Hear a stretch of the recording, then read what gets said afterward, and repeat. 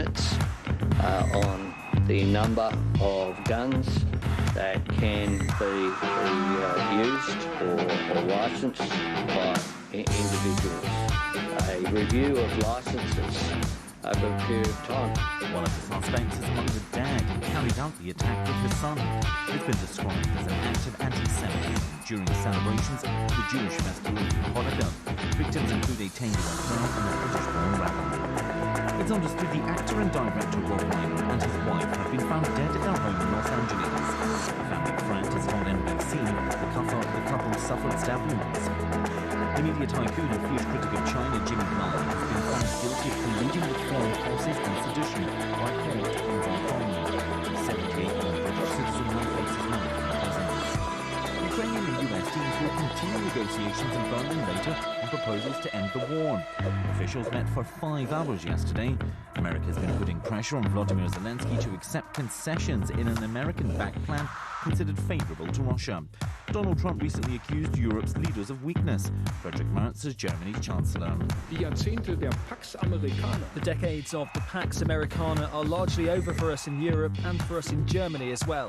The Americans are now very, very tough in pursuing their own interests, and that can only mean one thing, that we now have to pursue our own interests too. The cost of buying a house is around £6,700 less than it was a month ago. That's according to Rightmove, which also says asking prices are more than £2,000 cheaper than this time last year. And in the football, Manchester City beat Crystal Palace 3-0, with 2 points off the top of the Premier League. That's the latest. I'm Stevie Shilling.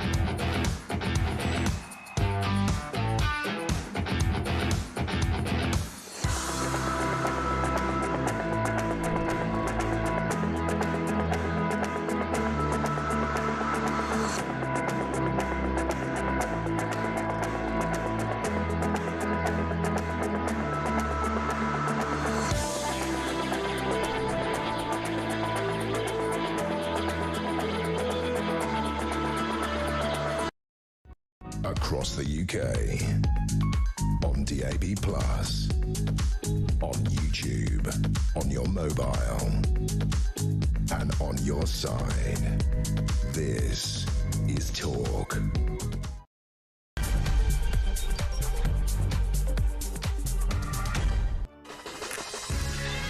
A very good morning to you. Welcome to Talk. It's where the nation does, of course, come to talk. It's home of common sense and free speech. We are live across the United Kingdom. JK here until 10. The stories are plentiful, but of course dominated by that tragedy over the weekend. Terror on Bondi Beach. You'll be waking up and knowing a little bit more on a daily basis. 15 people.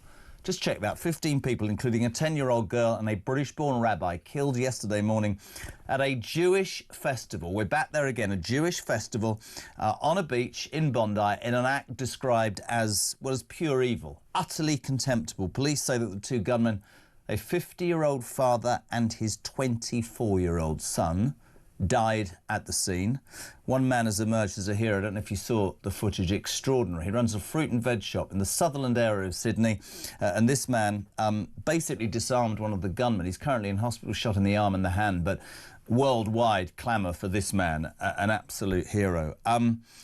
I am probably going to be more outspoken on this than I've been on anything. I think people who know me know that I have many Jewish friends, and a lot of broadcasters will say that. They go, oh, I've got... No, I genuinely have many Jewish friends who've been telling me for a long time that their kids cannot still go to school in London in their blazers on the bus for fear of retribution. And I think it's about time that we, as a nation and as a world, gave the same credence to anti-Semitism, which is blatant racism, for a race that dealt with... We know what happened 60 years ago. Explain to me in any way how, if you're a Jewish person, you can comprehend that that can happen to your forefathers, and now across the world, it seems, you can be targeted simply for your religion. We know that wars start with religion, and we know there are two sides to every story. I'm interested to hear this morning. The police forces here in the UK have said they're increasing their visibility among Jewish communities. That's taken a while, hasn't it? These are the same police forces that have allowed those Palestinian marches shouting obscenities and inspiring, I would say, the hatred against Jews. All I hear from the detractors is, well, the Jewish community, the genocide in Gaza. The Jewish community has done an awful lot for this country and for the world. And let me just say something straight away this morning. Israel is the only democratically elected state in the Middle East. I just wanted to say this to you. If you are Jewish, if you're waking up this morning, how on earth do you feel? Does your government do enough to protect you? Is anti-Semitism running rife, not only here in the United Kingdom? We remember the atrocities in Manchester, but also in other areas as well. I want to hear from you. I mean, there's so much to talk about. We're delighted to be joined as ever by the immeasurably talented Poppy Coburn. Poppy, good morning.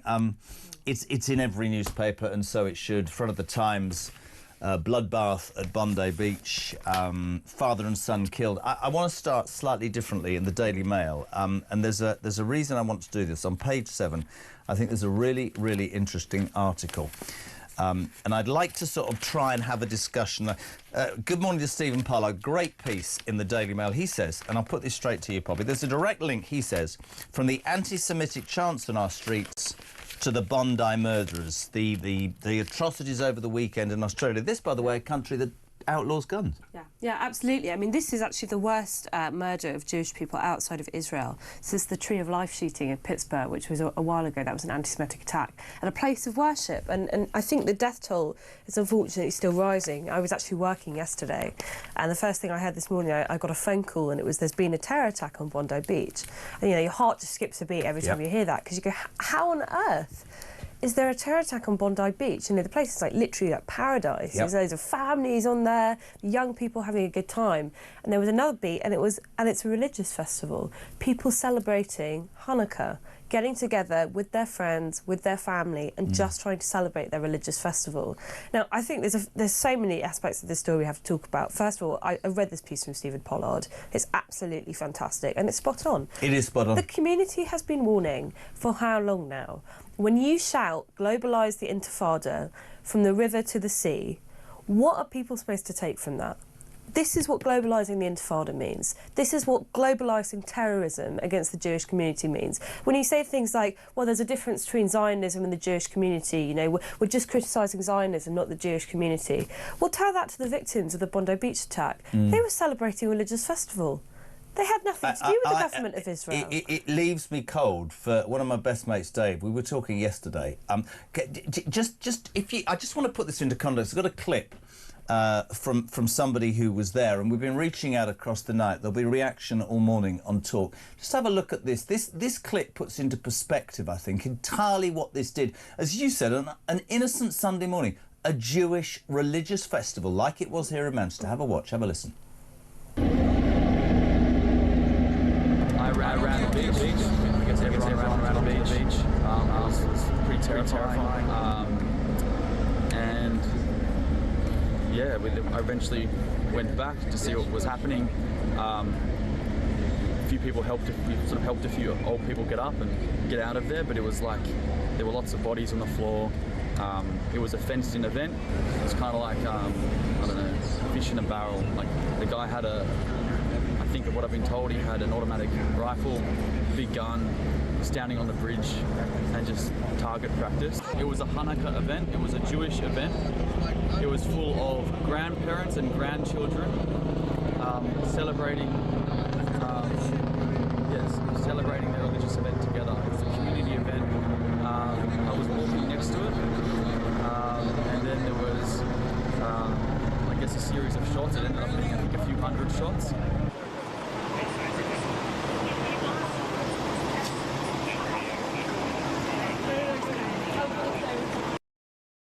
Great there. We remember Manchester. We remember October the 7th. I was on air. I remember it distinctly. The thing, I was always touched by what a Jewish friend of mine told me years and years ago, which was, you know, you get to an age, 12, 13, possibly younger in the world we live, where your parents or your dad sits you down, or your mum, and tells you the facts of life. Jewish parents sit their kids down and tell them about their DNA. They tell them that 70 years ago, okay, 6 million of their forefathers and foremothers, just for existing, were led into gas chambers and their lives were ended. It is, in my mind, no wonder that the Jewish community has built itself into this resilient, strong, guards itself, etc. I do not like, and I'll say it straight away, I don't like what I see in Gaza. War is ugly, but I would love to take some of the left who refuse to accept that this is anything other than deserved because the Jewish community is committing a genocide. What is happening to Jewish people across the world, I think, is disgusting. And I think we need to stand up and also have the discussion that for some reason, and this is quite contentious, but I make no apology, how can we not have a discussion that says that, quite rightly, we find any form of racism abhorrent, but then how is it not that anti-Semitism isn't on the same level? Is it because of the colour of skin? And I'm being completely straight when I say that. Well, I think because they're a stand-in for the West. Frankly, that's what it is. I mean, you mentioned earlier Israel's the only democracy in the Middle East. I think we have to put these attacks in context, Roman, and you're completely right. This isn't the first thing that's happened since October the 7th, which actually felt like a catalyst for terror attacks against Jewish people. So in Australia alone, there had been an incident where on the anniversary of October 7th, outside the Sydney Opera House, people were chanting, "Gas the Jews. Gas the Jews, kill the Yehud." Can I just actually, when you're saying that, and I read we're going to have Samara Gill, talk presenter, on later. She's Australian, but she's very outspoken on this, and she posted something last night about the Australian Prime Minister Anthony Albanese. She says he picks and chooses where to stand with Australia's Jewish community. He recognised Palestine early on before peace, lectured Israel. Labour ministers reportedly refused to visit October the 7th massacre sites, and he then created an Islamophobia envoy alongside the anti-Semitic one. He then acts shocked today when targeted terrorism happens in his country. Yep. I mean, the Jewish, one of Samara. the rabbis who was actually killed in the attack had written a letter to the Prime Minister saying, "We are concerned as a community about anti-Semitism rising in Australia." But I mean, it's crazy. You think about it and you go, how could this happen in Australia? But it's happened here. Yeah. It wasn't that long ago that we had the Manchester terror attack. A man with a knife going around outside of a synagogue and just stabbing random preachers. I mean, it's unbelievable. But it's happening in America too. There was a man who was saying free Palestine, who shot a young Jewish couple when they were coming out of a party in Washington, D.C., a peace event. It's the same kind of mentality that led to October 7th that could mean people felt that they were justified in attacking a music festival, have people dancing. I couldn't agree more. And this police forces here in the UK have said they are increasing their visibility amongst Jewish communities. Well, a little bit too late, in my humble opinion, because when those awful riots, Palestinian from the river to the sea, every anti-Semitic chant you could imagine, the police stand back. And do nothing. And this is me not on my soapbox, but you can't raise the British flag. They'll come round for hurty words. Our priorities are wrong. What I wanted to say to people, I know you'd be interested in this as well, is do you feel like your government's protecting you? If you're Jewish, you're waking up this morning, is anti-Semitism rife? And I am going to take absolute aim at our Prime Minister, who is, I mean, I think just particularly dreadful amongst dreadful people. Again in the Mail, page 6, PM's tone-deaf Hanukkah post. Have you heard this? It was scheduled, this post. I mean, he's just listen to this, the man please. with the reverse Midas touch. He is so unbelievable. So when I said yesterday I was up early because I was going to work, and you kind of checking your phone on the way in, what's going on next, and because it was still very early, I saw Happy Hanukkah to the Jewish community. Have a wonderful day of celebrations. Now, by this point, by the way, there's an active manhunt under the way for the shooter. We already know that there are some fatalities. It's all over the news, front page, notifications coming out anywhere. The Prime Minister had clearly scheduled some post, hadn't bothered to check it. Picture of him and his wife, lighting the candles. She's Jewish at number 10. Listen to this. Police received reports of that mass shooting 7:47 a.m. as you came into work, right? Yet at 8:59 a.m. he posted this. As Jewish communities come together to celebrate Hanukkah, I send my warmest wishes to families across the UK and around the world. Piers, my mate Piers Morgan, literally went for him and said, check the bleeding news. You're the Prime Minister of Britain. But it stayed up. Morgan added, how can this staggeringly tone-deaf post still be up? Does nobody at bloody Downing Street work on Sunday? Sakir later sent his condolences 2 hours after the attack, and when every world leader had said something. And so if I was Jewish and I was waking up this morning, and I'm being I wish I was sometimes, because I would really go off on one. I've got a Prime Minister who's utterly tone deaf. I've got a police force who allow anti-Semitic marches and don't do anything about it. I would be scared, and I'm not ramping it up. I think it's unbelievably bad. Well, how can you say Happy Hanukkah? It's not a Happy Hanukkah. It's another living reminder that you are not safe in the West. The whole sell of our countries is that we're supposed to be civilised and that this kind of thing doesn't happen here. Well, it does. It's happened time and time and time again. And Prime Ministers like Anthony Albanese or Keir Starmer, they'll say thoughts and prayers. It's not good enough. Why are there so many people in our countries that think it is acceptable? I mean, I hope we could talk about this too. This is a father and son. A father and son, the shooters, one of whom is still alive but injured. 50-year-old father, 24-year-old son.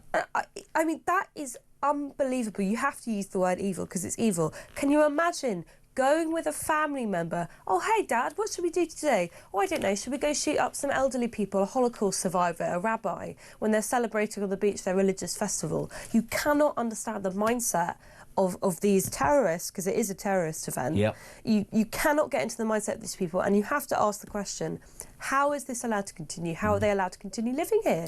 We can't live alongside such people. And in a country, by the way, Australia, where guns are utterly banned, you're telling me again, it's the Labour government, I'm just being straight, what nobody needs. Let's cut to this, actually. Anthony Albanese, the Labour government PM, at a press conference about the Bondi shooting. Bear in mind, this man, as Samara Gill says in her post, has been sat on the fence for a long time, very Keir Starmer-esque. This is Anthony Albanese.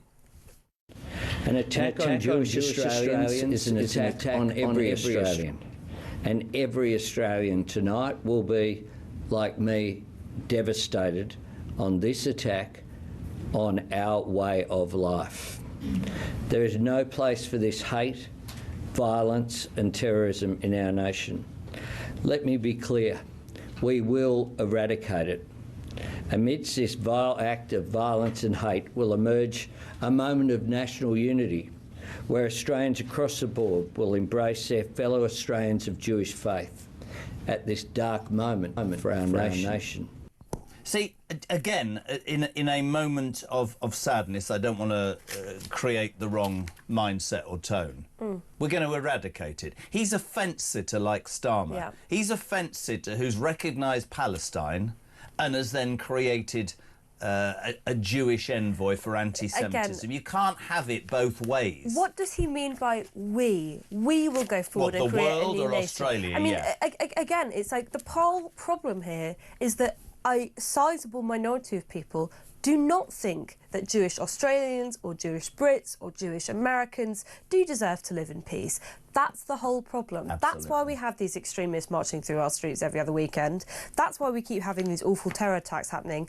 They think that this whole community is complicit for what's happening in a war literally the other side of the world. OK, that is the problem. And I don't understand how Western leaders coming out with these boilerplate thoughts and prayers, you hear the same thing after every attack. Just platitudes, isn't it? Because it keeps happening. It keeps happening. 15 people are dead. I know. Hundreds more will be affected. Love your reaction to this, please, this morning. As ever, it's where the nation comes to talk. You can send those voice notes right now. Christian looking very smart in his suit today. 0344 499 1000. August 17th. 499 1000, don't know what that was.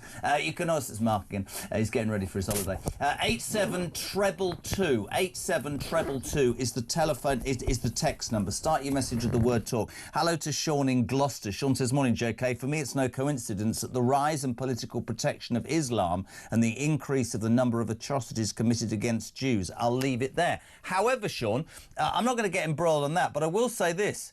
The irony of all of this, actually, is that the amazing hero, Piers quite rightly jumped straight on this yesterday, a 42-year-old Muslim. Did you see that? The brave man shot in the arm. So I think it goes beyond that. I think there is, as Poppy just said, there's a sort of, I don't know, there's an acceptance. We've become as a world so interested in making sure that we don't police hurty words, and we don't deal with this, which is evil terrorism. We need to be stronger. Jez, it was a bit rich of Starmer and the rest of them to show up on TV yesterday mouthing the usual crap about thoughts being with those who suffered, when he spent the last 2 years enabling the state-sponsored Jew haters onto our streets. Why don't they deal with the real issue? Oh, that might upset his voter base, says Nick in Glasgow. Couldn't agree more. Good morning to Mark in Croydon. Jez, horrific attack. But what is worse is that I'm not surprised anymore. It's what you said, Pops, right? I was in Manchester on Saturday and saw the usual white middle renter mob setting up a pro-Palestine protest. We have allowed hate against Jews, and it will only get worse. I think they could be me as I visit Christmas events this year. We need to crack down. He's saying we're all walking around. On Jez. Barry says the other sickening aspect of the attack in Australia is that there will have been certain people in the UK who will have celebrated it. Good morning to Rich, who says typical left-wing reaction in Australia, ban all legal gun owners instead of rounding up and kicking out the terrorists. We have to be stronger, don't we? Yeah, of course we do. We have to recognise the fact that there's a serious radicalisation problem that's happened all across Western countries, and it's rhetoric that's kind of happening around the air since October 7th that we have to be tough on. It's time to listen to the Jewish community when they say, enough with the hate marches, enough with the conflating our lifestyles with what's happening in Israel, Palestine, enough with trying to assuage, again, I think there's a very good comment there by one of the listeners, Labour voters who the party doesn't want to actually alienate by just coming out and saying hard truths, which is the Jewish community are here, they've been here for a very long time, they're an accepted part of our society, and we are not ever going to portray them to make you more comfortable. And if you don't like it, you shouldn't be here. Do you know what? Can somebody clip that up? Because that is absolutely spot on. What do you make of what Poppy's just said? 0344 499 1000. Bondi attack, Bill in Cheshire. All of those useless leaders who recognised Palestine a couple of months ago, Starmer, Albanese, Carney, Macron, virtue signalled the way to yesterday's events, Jez. Now spewing out the usual platitudes. Not our fault. Islam is a peaceful religion, blah, blah. Nothing to worry about. Move along now, Sonny. We know best. I couldn't... Honestly, great. Deborah. Great, wrong word. Deborah, every Western country must now stop legal and illegal migration with immediate effect until every immigrant is fully and utterly vetted correctly. Our countries can take no more of this. Those countries who recognise Palestine as a state must retract it now. It's giving the wrong message. Australia is one of them, and look what's happened. Thoughts are with those caught up in this tragedy. And just Alistair Baird, very quickly. So much response already. Alistair in Buckhurst Hill. No, it's Adrian. I can't read. All those on the marches calling for global intifada. All those police who have been deaf to those cries. All those who now remain silent as those cries continue. All have blood on their hands, Jez, and should reflect on allowing blatant anti-Semitism to run rife here in the UK and round the world. I think it sums it up. Listen, you're waking up. It is a tragedy. It was absolutely appalling to see it unfold. Poppy Coburn from the Daily Telegraph was working yesterday as this took place. The bloodbath on Bondi Beach. It's a father and son.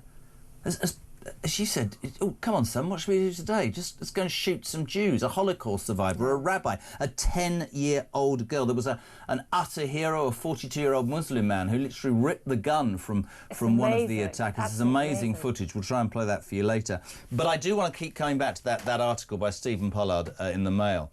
He says, really interesting on page 7, there's a direct link from the anti-Semitic chants on Britain's streets to the Bondi murders. What do you make of that? Good morning to you. It's Talk.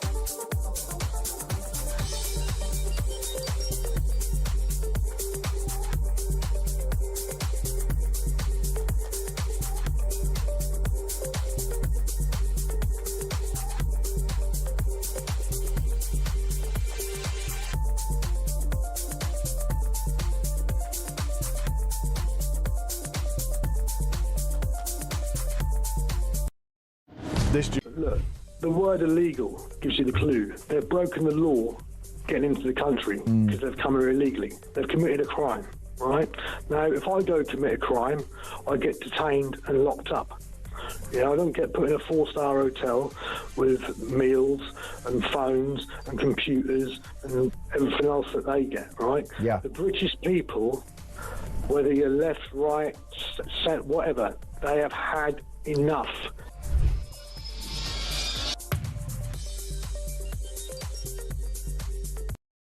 Across the UK, on DAB+,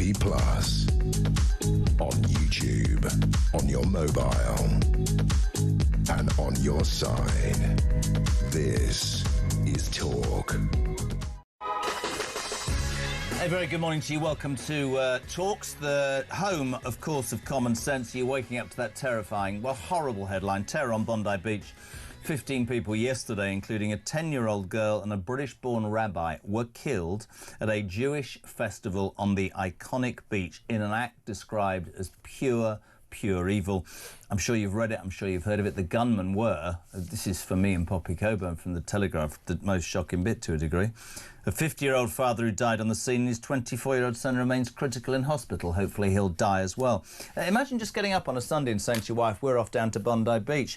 One man emerged as a hero, a 42-year-old Muslim, got the gun off one of the attackers and has been injured in the process. He's been lauded quite rightly across the United Kingdom. And just sitting here and thinking, you know, all those politicians that have sat on the fence and all those politicians that have recognised Palestine and all those police officers that have turned a blind eye to anti-Semitic marches. I'm just asking, you know, as a Jewish person waking up this morning, even if you're not Jewish, are we doing enough to protect the Jewish community?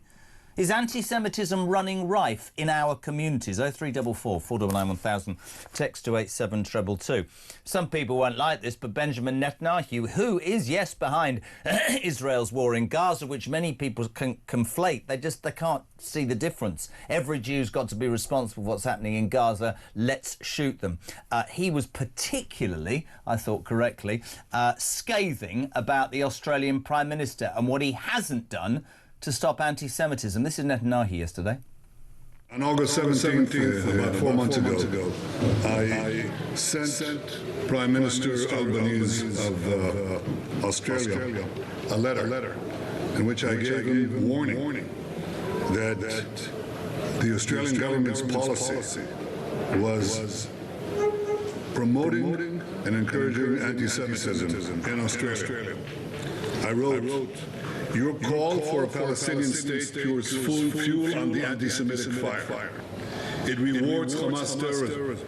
It emboldens those who menace Australian Jews and encourages the Jew hatred now stalking your streets. Anti-Semitism is a cancer. It spreads when leaders stay silent. It retreats when leaders act. I call upon you to replace weak action, appeasement with resolve. Instead, Prime Minister, you replaced weakness with weakness and appeasement with more appeasement. Your government did nothing to stop the spread of anti-Semitism in Australia. You did nothing to curb the cancer cells that were growing inside your country.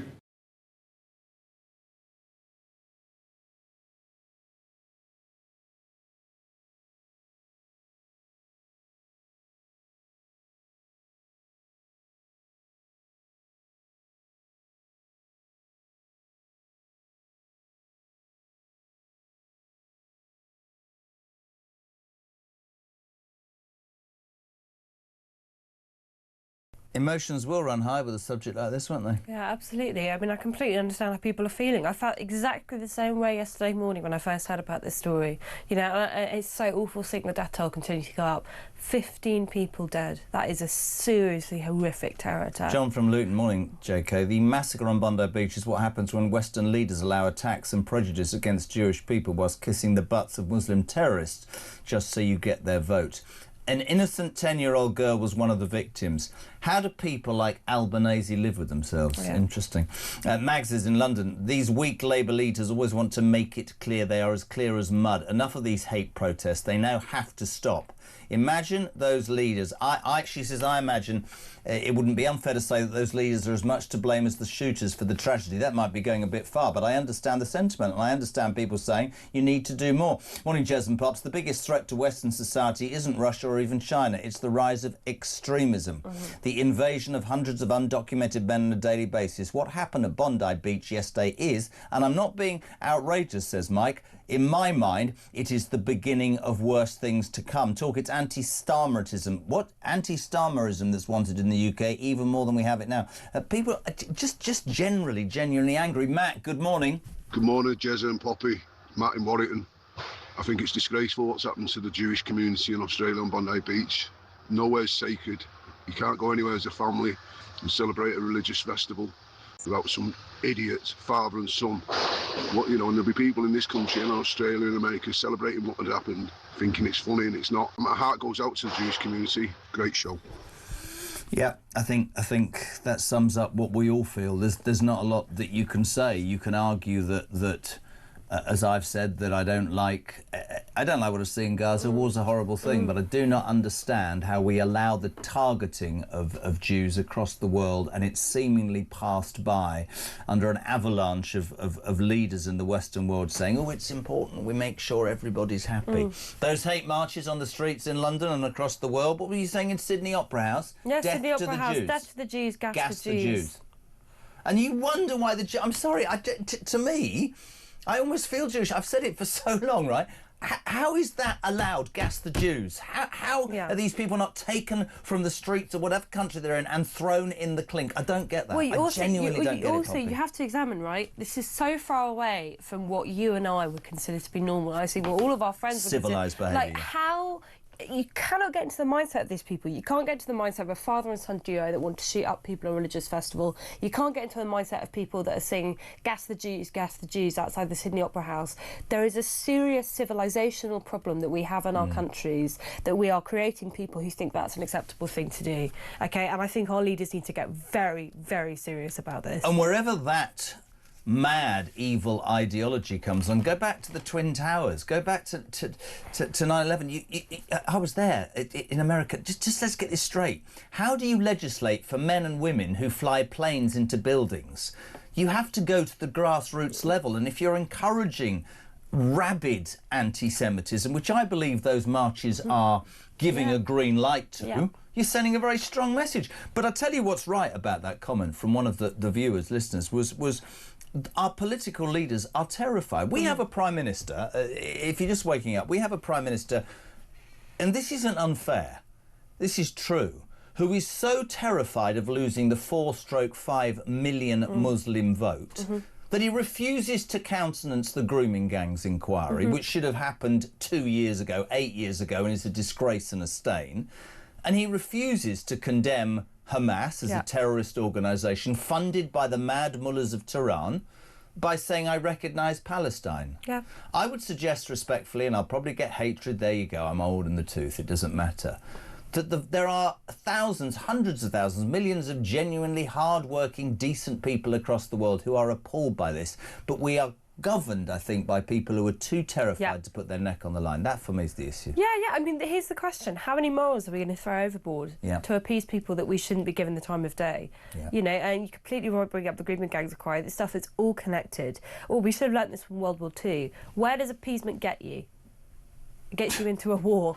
Okay. Well, ask, well, he's not alive, but ask Neville Chamberlain how he tried to appease Adolf Hitler and see what happened there. Morning, Richard. On the hero, yes, he is Muslim, but this is not a Muslim issue as such. The vast majority of Muslims would also feel outraged, but there are problems with Islam and the Quran. I think that's a great point. Bill from Romsey, good morning. JK and Poppy, it's a sad day for the Jewish people. With Starmer, Khan, etc. in charge, I'm sorry to say it will happen here in my mind. If you look at the illegal boat people yesterday that arrived, and it takes one, we need a strong government to turn these people back, but we won't. Ken's in Oldham.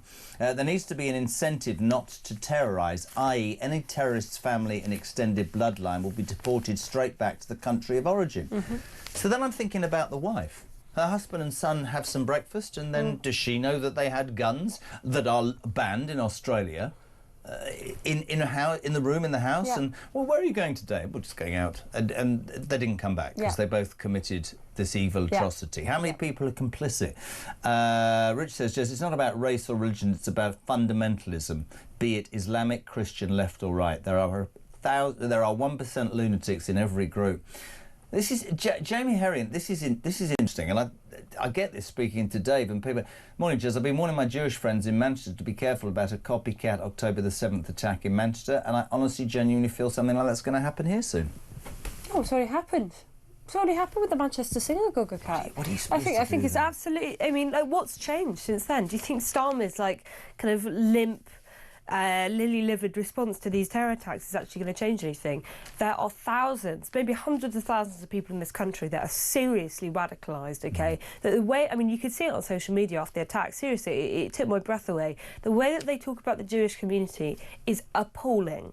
It is utterly appalling, and they're stewing in this hate all day. So why is it that if a Times radio producer can write on WhatsApp, what was that story? I don't agree with the teacher at my kid's school, but 6 police can turn up. These people on social media can spew anti-Semitic hatred and get away with it. Why are they not policed? Well, we saw this with Prevent, right? They tried to turn our counter-terror service into something that's focusing on whether or not you have an interest in trains or British kings and queens, because apparently that means that you're far right. When actually the main problem in this country with terrorism, and this is reflected in the actual death toll, how many lives have been taken through terrorism, is Islamism. It is still the greatest problem that Western countries are facing in terms of radicalisation. And until we can be brave and actually stand up and say, this is a serious problem and it is deadly, and unfortunately Jews are bearing the brunt of this deadliness, then we're never ever going to go back to the way we were before, where that community could feel safer in our streets.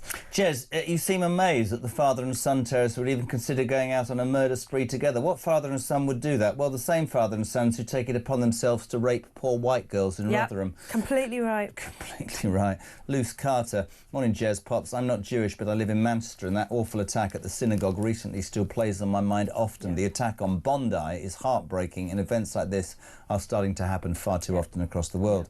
I just wanted to send my love and thoughts to all your Jewish listeners and viewers out there who must be waking up every day thinking, it's about to happen to me. Wow. Jez, there's only one thing that joins all of the atrocities that many groups have suffered from: murdering people of the Jewish faith, sex abuse of the young girls, and trying to wipe out Western culture. And I'm afraid, says Margaret in Yorkshire, whether people like it or not, that is coming from one ideology. Jez, Labour here, what? And in Australia appear more interested in appealing to their Muslim vote base rather than protecting Jews. My thoughts are with the Jewish community. Natasha, I think everybody must feel the same. Listen, we're going to be talking about this throughout the morning. Representatives of the Jewish community, commentators, will be live in Australia. We're going to come back and talk about another main story. To the break, though, Jane on the Bondi Beach massacre. Good morning, Jane. Morning, Jeremy. I think it's about time we start doing sanctions on Iran. This is where it's all coming from, the hatred. We can do it for the Russians. Why can't we do it for the Iranis that are supplying the propaganda to go with these shootings, these killings? It's about time that we actually grew a backbone and did something about them, because this is just going to carry on.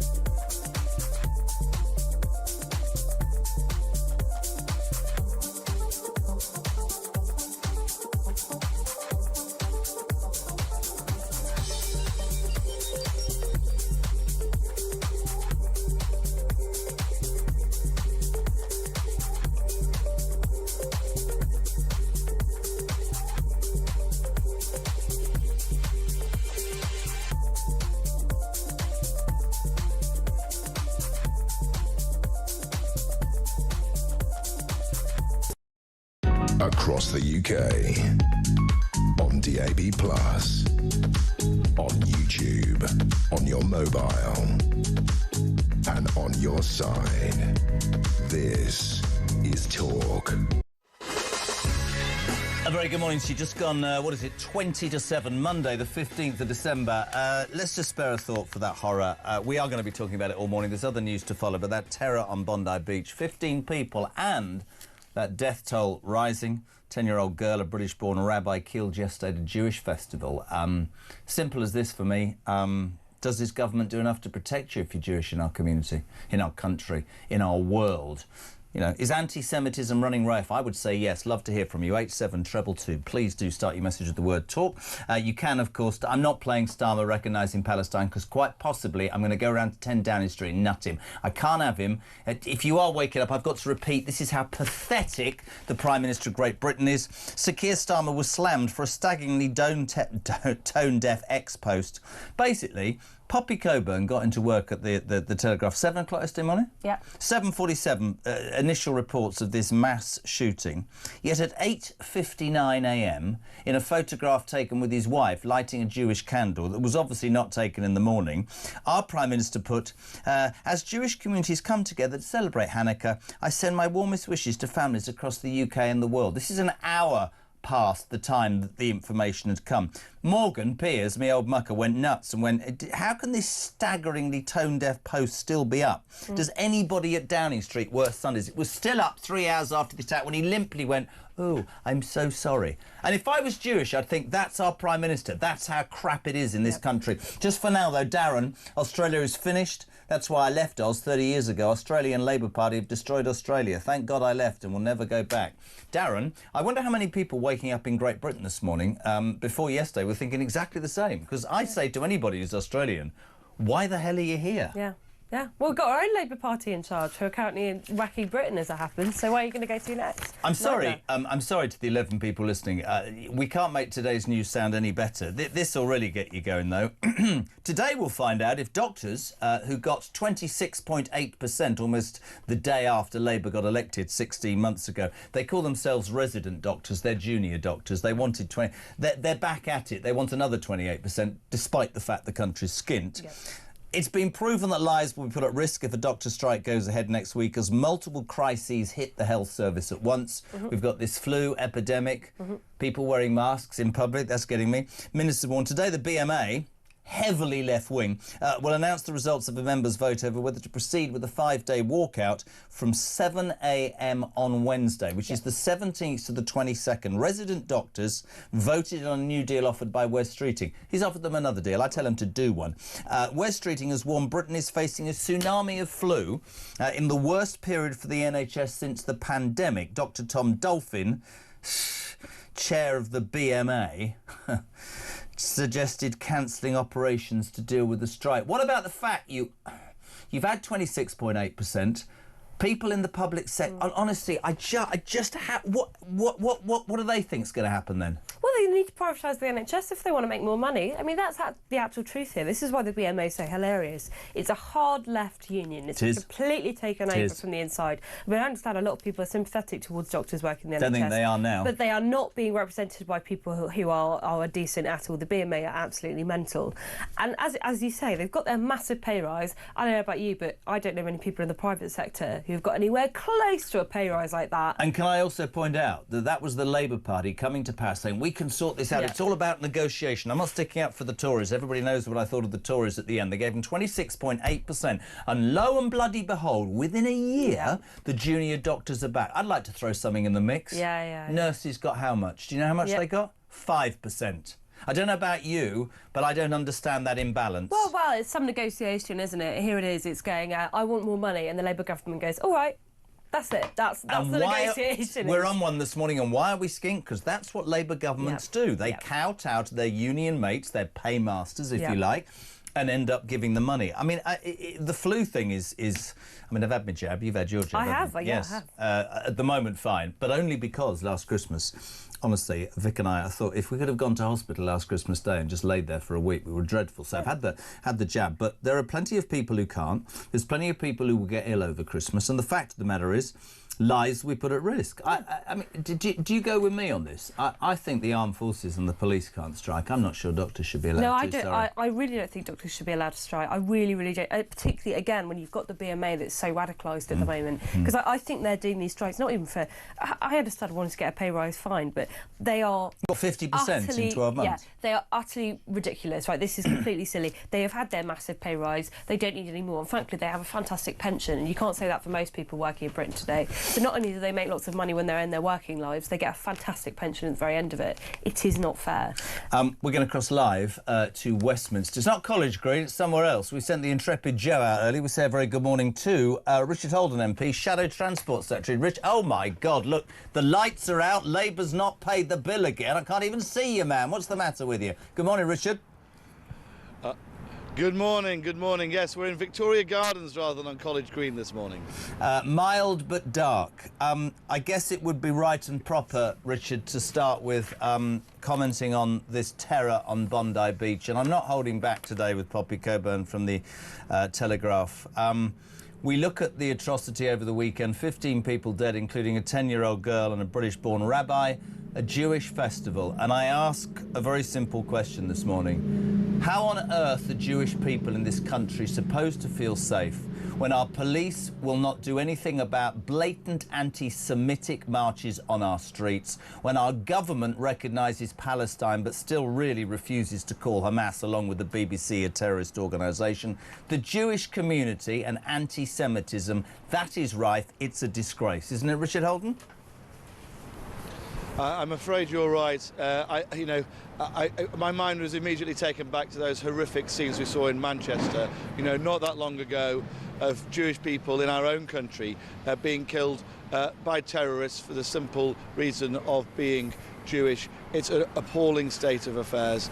I think on the broader issues that you raise, there's been far too much of the government going down one route when it comes to Palestine, and I think it's doing that not because it's the right thing to do, sadly, but also for domestic political reasons, for its voter base. And I think actually when it comes to foreign policy, the UK government needs to actually have a backbone and stand up for what's right, because seeing some of those scenes and also seeing that brave man who went to tackle some of the gunmen, it really honestly is so shocking, and also to see such bravery, I think, is also something that really needs to be recognised as well. And sometimes, Richard, I feel like on this show we're lucky. It's common sense. We can speak out, and I don't say this for any other reason than it's in my heart, because I have many Jewish friends.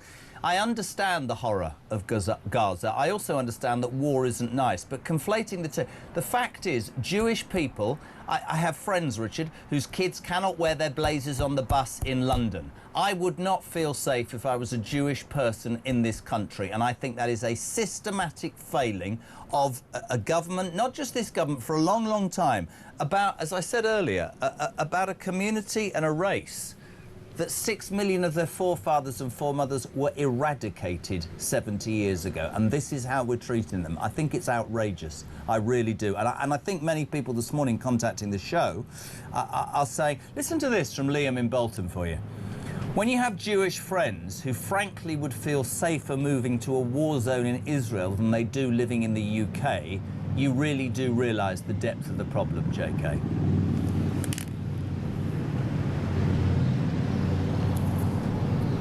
He's gone. Can you hear me?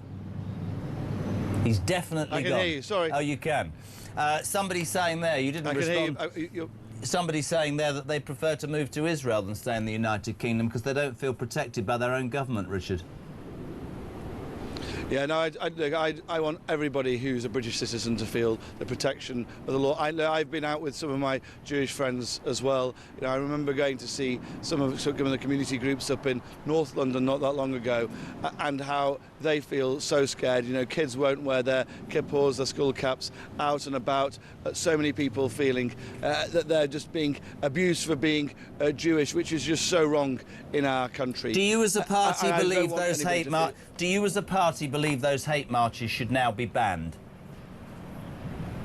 Well, I think we've been very clear on on our views on this. All those people taking part in these, if they're wearing anything which is sort of pro-terrorist or anything like that, should have been clamped down on immediately. I don't think there's a reason for week after week after week, especially when we've already seen peace in the Middle East, for these sorts of marches to continue. I think it's ridiculous. I also think that we've got a deeper problem here, though, which goes down. I think it's so pervasive in some parts of our society too, where actually the sad thing is that Jewish people, are seen as villains, and some of these tropes, these anti-Semitic tropes, which I think we'd all thought had gone away with the end of the Nazis in 1945, are suddenly there in large parts of our communities, and they need to be tackled head on. And we need to have actually people standing up to them right across the board and saying that this is wrong and what's being put forwards, and this sort of bastardised ideology is wrong, and this hatred is wrong. And I think it's really important that we recognise that across the board, that actually there is a deep-seated issue here and it needs to be tackled. Worldwide, there's only 10 million Jewish people, and the idea that they're as some people would have it, the root of evil is just so disgusting, and we've got to have it tackled. We really do need, I think, as a society, to wake up to it. No, I agree. Richard, just one other thing. Really kind of you to join us this morning. Doctor strike. We'll find out later whether those left-wing zealots at the BMA, they're going to announce the result of a members' vote over whether to proceed with this 5-day strike from this Wednesday for 5 days. Even Wes Streeting, who gave them 26.8%, calls them irresponsible and said there's going to be a tsunami of flu. Lives at risk. You lot were accused of not sitting down with them. I'm not condoning the last couple of years of the Tory government. You didn't get anywhere, but what did Labour do? They walked into power, gave them 26.8%, and they're in an even worse position than you lot were. What about the patients? What about the British public, Richard Holden?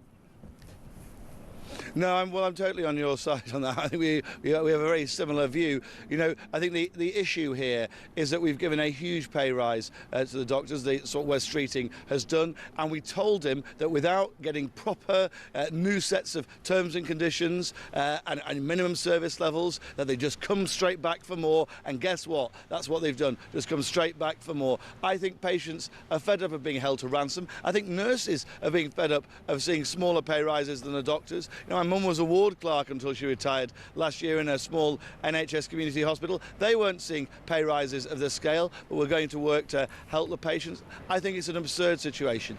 Obviously, I think people should get a fair wage for a fair day's work, but I think the idea of going out on strike over Christmas is ridiculous, and I think Labour need to learn the lesson of their first giveaway for no change and actually really think about what they do this time. I think it goes to show that you can't buy these people off because they'll just come back for more. Couldn't agree more. Richard Holden, Shadow Transport Secretary. In the dark, no lights. The electricity's gone because Labour are charging us too much. Thank you very much indeed. What is it, 7 minutes to 7 o'clock? This is Morning Glory. Good morning, Eric. Good morning, Jez. Eric from Leeds. I daren't take my son to a Christmas market, and I'm a Christian, and my son's only 7. I have no idea the fear that these poor Jewish people are living in this country, where they can't even go to synagogue or travel on a bus with their school blazers. Something needs doing massively in this country. We're letting people into this country that aren't going to assimilate, aren't going to follow our way of life, and unfortunately are crazy enough to go killing innocent people. I watched this all over the weekend and I'm absolutely sickened by it. You know what, have a good day, Jezza, but my heart goes out to these poor people in Australia. In fact, Jewish people all over the world.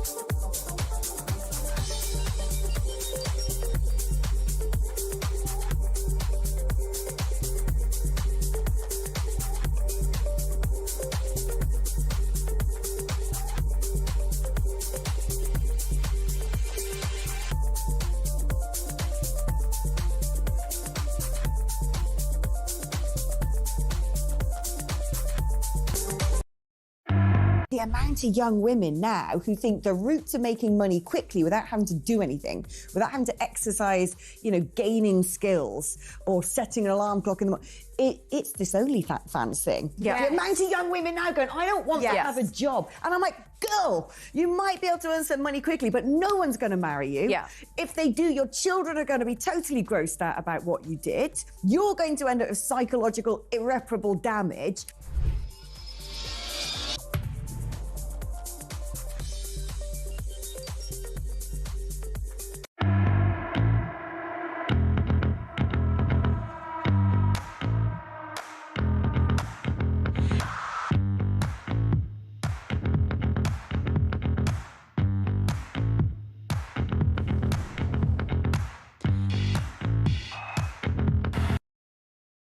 Across the UK, on DAB+, on YouTube, on your mobile, and on your side. This is Talk. Welcome back. 3 minutes to 7. Of course, we'll be talking about that terror on Bondi Beach. We're talking as well today about how the BMA will let us know whether they're going to strike and basically put lives at risk.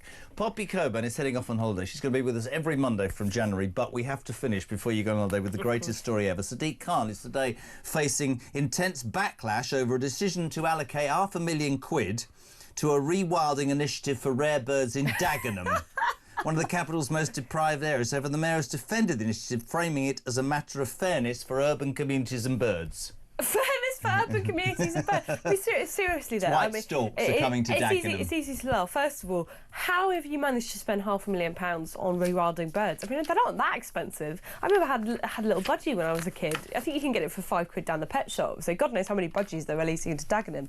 The other thing is, it is Dagenham. It is Dagenham. You don't need to rewild it. No, it's in what you London. need to do is unrewild it, I would have thought, and deal with knife crime and stuff like, you know, abuse or put more men and women police officers on the streets to deal with the drug problems or county lines or knives. Well, there's no money for that because they spent it all on budgies, Jeremy. Well, no, it's a white stork. It's a white stork. stork. It's apparently, we're bringing white storks to Dagenham if you're Sadiq Khan. And if you ever wanted to understand what somebody's principles are completely skew with, London, as Trump said, and he doesn't like this, Khan, is on its knees in terms of crime.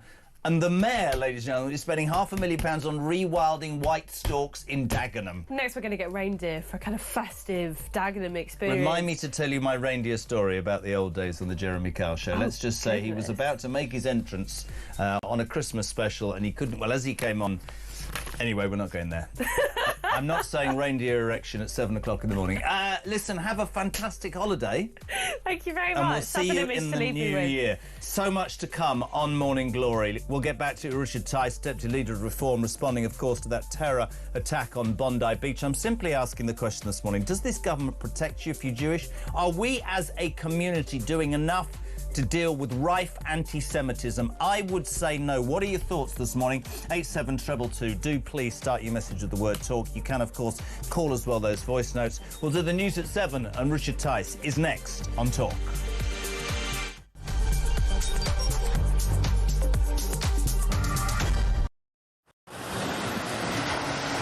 Libya has become a major transit route for refugees and migrants from sub-Saharan Africa, and many of them come through Libya dreaming of getting to the UK, particularly from Sudan, where there has been a civil war waging for the last 2 years. And those asylum seekers or economic migrants who make it from Sudan to the UK have a 99% chance of being given leave to remain. So I spent several hours talking to immigration chiefs here in Benghazi on the east side of Libya. The Libyan National Army has a very good grip on the immigration problem, albeit fighting against a huge crisis with limited resources. There is a very, very clear process of giving people proper health checks, the life-saving care that they need, and then working out where it is exactly that they've come from. Their message to the UK is that you are fueling this problem. You are effectively advertising a great new life for people from sub-Saharan Africa. They actually said, you know, what do you think happens when a guy from Sudan comes up through Libya and makes his way all the way to the UK and gets put in a luxurious hotel and provided with everything? And make no mistake, it is a perilous journey. We see it from the end point. We see the channel crossing as the dangerous bit. But actually where these journeys begin is in the hot desert. Many tens of kilometres have to be covered on foot by these migrants, and as many as 1 in 4 do not make it. That means bodies in the desert. The Libyan authorities are having to recover bodies in the desert. About the UK and how much awareness. Please understand the scale of what we are dealing with here with very limited resources. Once again, you know, people come in from charities, from NGOs, they use warm words, and the authorities. Across the UK, on DAB+, on YouTube, on your mobile, and on your side. This is Talk.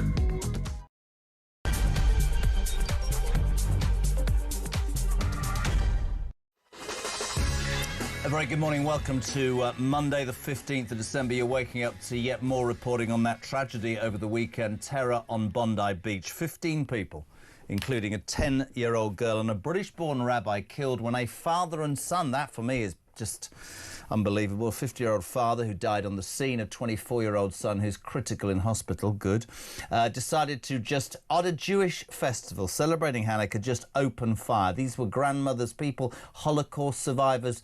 You'll see disturbing images if you're watching on screen of people fleeing in terror. One man has emerged as a hero, a local fruit shop owner who disarmed one of the gunmen.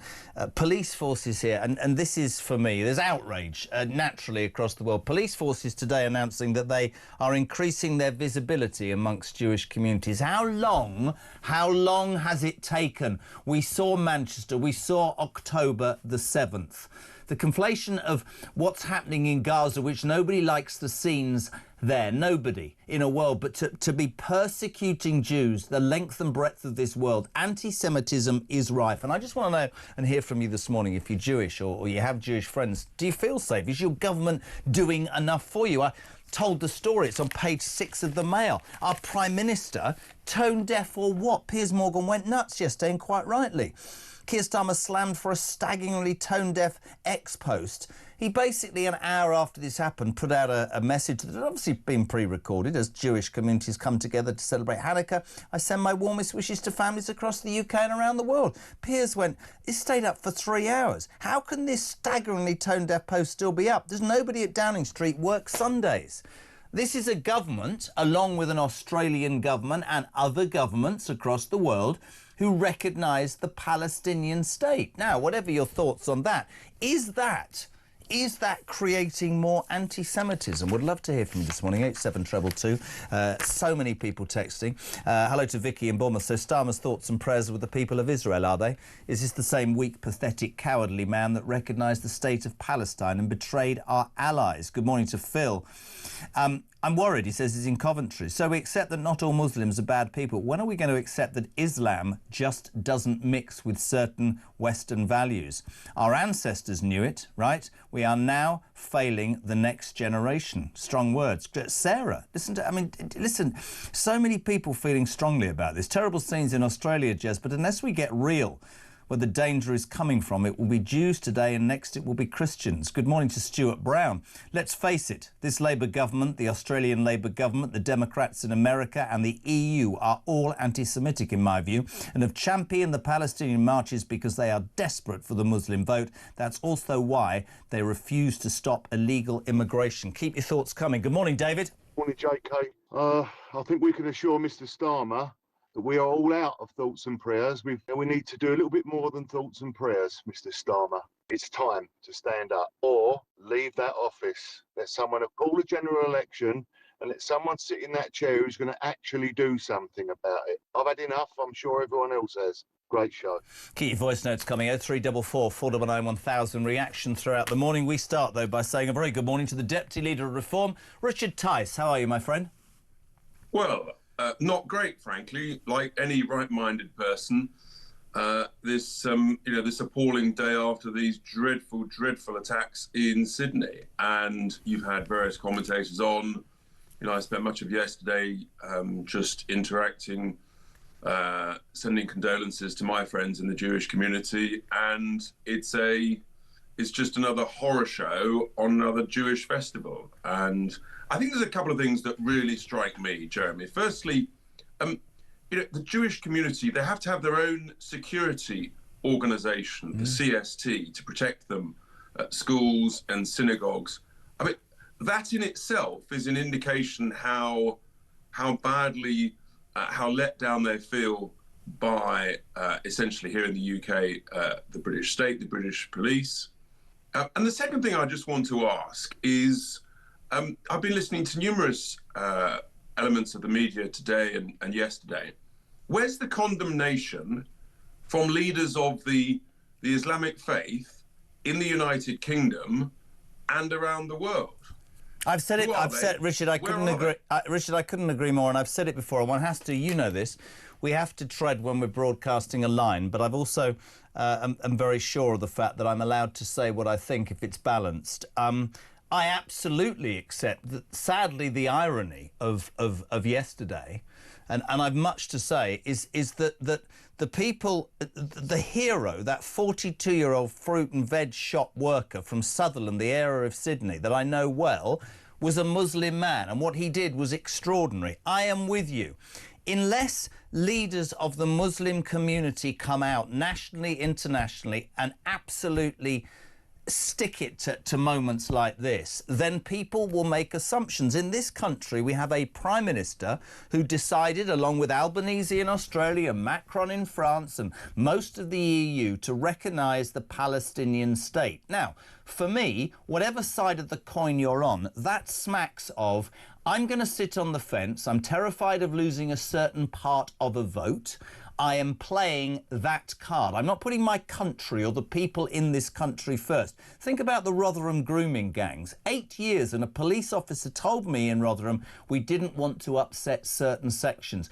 For all the people who say every single, you always blame. No. Let's look at the facts. The facts are that yet again, in a country that said, we'll recognise Palestine, we're not going to really do anything about anti-Semitism, a bit like here in Manchester, a deadly strike. And you just mentioned the police, Richard.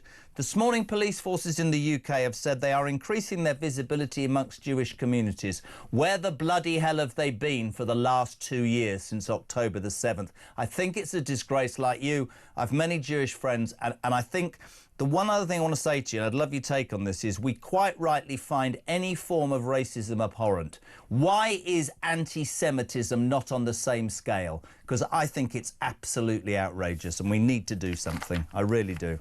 Well, that's the whole point, is that anti-Semitism is not treated as racism in the same way as other forms of racism by the UK authorities and by this Labour government. And it is just as simple as that, and as tragic and as horrific as that. And the reality is that in recognising a Palestinian state, both the UK government, the Australian government and others, they showed great weakness.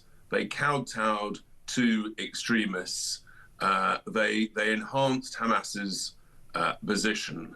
And we just shouldn't be allowing some of the chants and slogans that in themselves are hate-filled, intimidatory and racist. The sort of the chants, from the river to the sea, global intifada and stuff. This is a sort of gradual enablement and almost sort of semi-approval of anti-Semitism. It is as simple as that. And I couldn't agree more. I mean, shouldn't be allowed. I mean, there's stuff that you're not allowed to say quite properly, which is horrific. And in my view, those slogans fit into that category. Couldn't agree more. I mean, I think that any government with any ounce of concern, understanding or consideration for the Jewish community needs to ban those hate marches instantly. I said it earlier, if a Times Radio, our sister station producer, can be arrested at his house by 6 officers for putting on a WhatsApp message, "I don't like the teacher of my kid," then I think that if you walk up and down the streets of whatever city in this country calling for the death of Jews... I was hearing from Poppy Coburn earlier, there was a demonstration in Sydney some weeks ago where there were thousands of people walking up and they're going, "Gas the Jews, gas the Jews." This is absolutely unbelievable. And my question to people this morning is it rife, and are the government doing enough to protect you? And every single person is saying no, Richard Tice. No. Yeah, that's the point. And your images there of people at a vigil last night. There'll be vigils held today as well. I think it's just a sense of horror. Every time there's a Jewish festival, there is a fear as to what next, where next, who next. Yeah. Amongst the community. And yeah, it's truly unforgivable. And, you know, Australia is such a... It's a shock anywhere, but to see that in Australia, you sort of can't quite believe they've got the same problems that we've got. There's other stuff in the news. Obviously, we'll be coming back to that, and people have got their opinions all morning. Leon will speak to you in just a tick. Couple of other things, though, Richard. Today... This is again guaranteed to send me through the roof. The BMA will announce the result of a members' vote over whether to proceed with a 5-day walkout. This is from Wednesday for 5 days. We know for a fact even Streeting has said that lives will be put at risk if a doctor's strike goes ahead. This is utterly led by a left-wing union who got 26.8% 15 months ago when Labour came to power, saying they'd sort it all out. I don't know where Reform stands on this. This is just my personal opinion. I think that junior resident, whatever you call them, I think the same thing that should happen is that they shouldn't be allowed to strike. I think it's an absolute disgrace. An absolute disgrace. Well, what we do know is that if you give large pay rises for no improvements in productivity, don't be surprised if people view that as akin to a free lunch and come back for more and ever more. And that's essentially what the BMA has done. I mean, let's not muck about. The BMA has a long history of being a very, very hard, extreme union. That is the reality. And I think most people would say, where is their interest? Do they have any interest at all in patient safety? And I think the conclusion, sadly, is no. And there's a place for unions to look after members' rights and you know, sometimes to negotiate. But there has to be a sense of responsibility, a sense of public service, and there is just none of that we ever see from the BMA. The number of doctors I know who have been members of the BMA over history, thinking that it sort of was a membership organisation representing their interests, who resign in disgust at their behaviour, is significant. That's the reality. This is this is an organisation that I don't think looks after the interests properly of experienced professionals in the health service. Couldn't agree more. The other big news for Reform today, many people jump up and down the whole time. I see you led in your 175th poll at the weekend, an 11-point lead over Labour. Nigel and the team continuing to do a lot. People asking for meat on the bone. Today, Nigel will be vowing to end the Whitehall bloat in a radical shake-up saving taxpayers $7 billion. Tell us more. Yes, well, there'll be a press conference later this morning led by Danny Kruger about some of the reforms that we are starting to plan, and we'll be talking about to the civil service, the size of the civil service, the productivity of the civil service, and this is just the beginning. We are hard at work with working groups looking at a whole range of areas, and public sector productivity, and of course the civil service is at the top of all of that, is on the decline. It's on the wane. There's too much working from home. There's too much navel gazing. There's too many press officers and DEI officers and useless officers and not enough doers, frankly, and that's what this country needs. We need more people on the front line doing a great job and performing. And what we see in the civil service is whilst I don't want to completely overgeneralise, there's too much of the opposite where people aren't performing. And I find it very interesting, this whole thing, because ever since I started here, people would talk. You used to talk to me about, you know, the blob and 10,000 civil servants in Whitehall, and when a government falls, as the Tories did, only 200 people lose their jobs, 100 ministers and 100 special advisors, and essentially, you know, the civil service maintained itself. And I remember switching on when Rwanda was happening.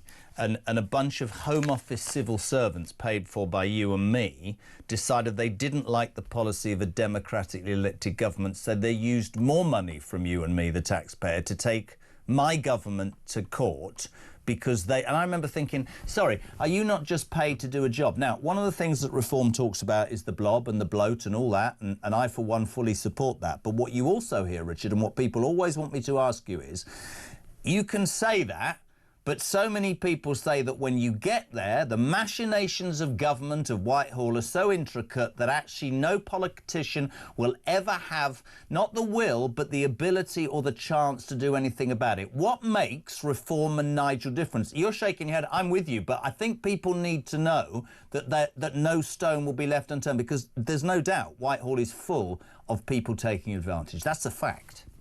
Bluntly, we're tougher, stronger and more experienced and more businesslike than any other politicians who have ever approached the corridors of power. And we're cutting our teeth day by day in the councils that we control on a majority or minority basis. And those lessons that we're learning, experiencing the good, the bad and the dire within the public sector, are really important lessons. And we will use that, and what Danny's doing, Danny Kruger, with these working groups. We are getting ready. We will be preparing draft legislation using our own lawyers, our own barristers, not relying on civil service lawyers, so that when we win the next general election, we'll hit the ground running. And for sure, it's difficult. For sure, we'll make mistakes. But what I can tell your listeners and viewers is that we are absolutely resolute and determined, and we just have a belief that we will surprise everybody. Let's put it like that. It's really interesting, isn't it, the whole debate about reform and, you know, do you have the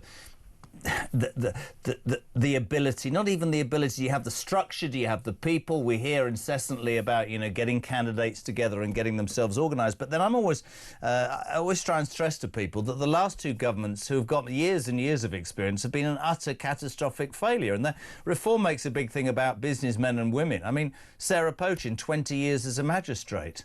You yourself running businesses, Nigel as well. That is perhaps a different way of going about it. But my feeling is that the British people probably will go, do you know what? Nothing's worked so far, so why not? Can I touch upon two more things before I let you go, because I know you're a busy man? Thousands of people marched in Crowbury yesterday. 6th Sunday on the bounce. This is this ridiculous idea to put 600 migrants into army barracks and to tell the army cadets who are leaving, it's not safe for you to stay, but it's safe to put 600 people in Leafy, Sussex, yeah?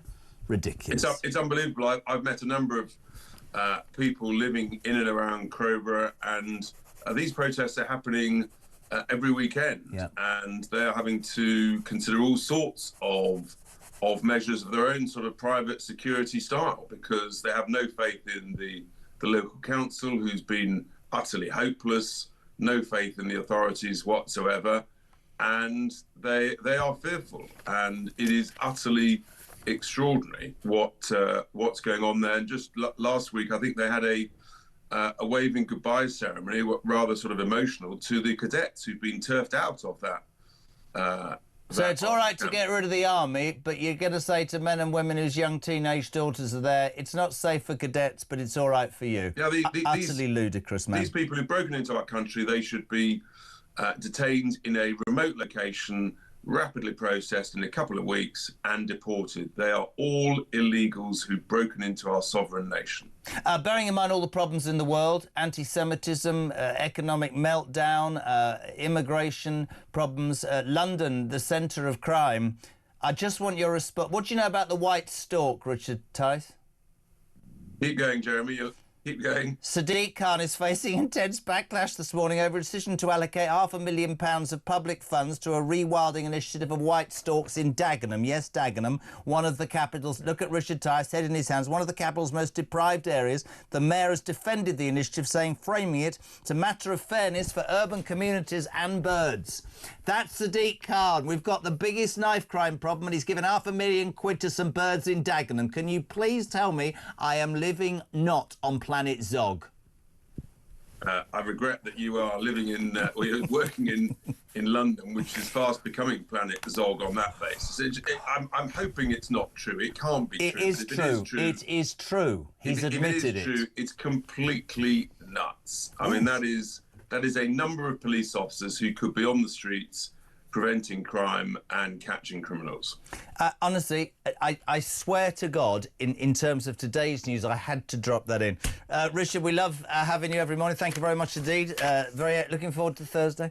Richard Tice, Deputy Leader of Reform, giving us his view on everything that's happening. You are waking up on Talk to that awful story. Terror on Bondi Beach. 15 people, including a 10-year-old girl and a British-born rabbi, and actually survivors of the Holocaust, killed at a Jewish festival. Pure evil. A father and son.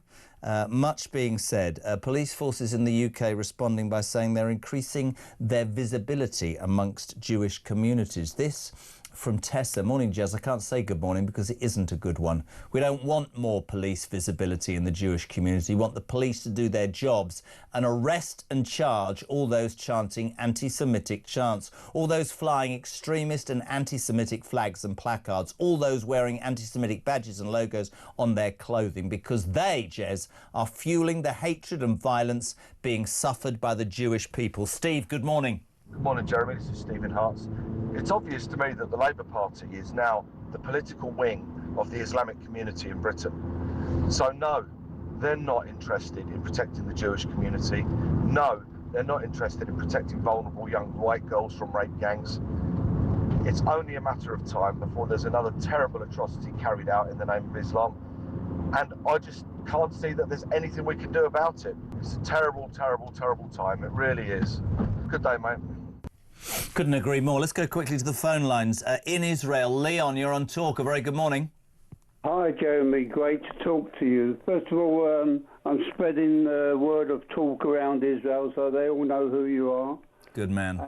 I'd like to thank Talk for all your support. I know Alex and Julia went over and reported on exactly what Israel is all about. While you were speaking to Richard just now, a lot of the things I was going to say, obviously, you've already said. I can only say I'm 81 years old now. We came out, I was 62 years old, along with my wife. Been here 18 years. I was a London cabbie. Quick thing on my story. I was a London cabbie for 45 years. Driving all around different areas, as you know, and I could see the changes, what was going on. I'm going back 30 years now, and we made our decision. Our eldest son came out 30 years ago, and we came out, and our younger son joined us as well when we came out. And with what's going on, I lost my mother 3 years ago. Thank God she lived to 103 years old. But if she was alive today, I don't know what she would say. My father fought in a war. My grandfather, he came over in the late 1890s, made a life, could not speak, could not read, write. When he came over, he put a cross on his form when he came to London. Made a life for himself, worked till he was in his 90s and went blind. Can I ask you, sorry Leon, can I ask you, so you spent years and years in England and now you live in Israel, is that right? Yeah.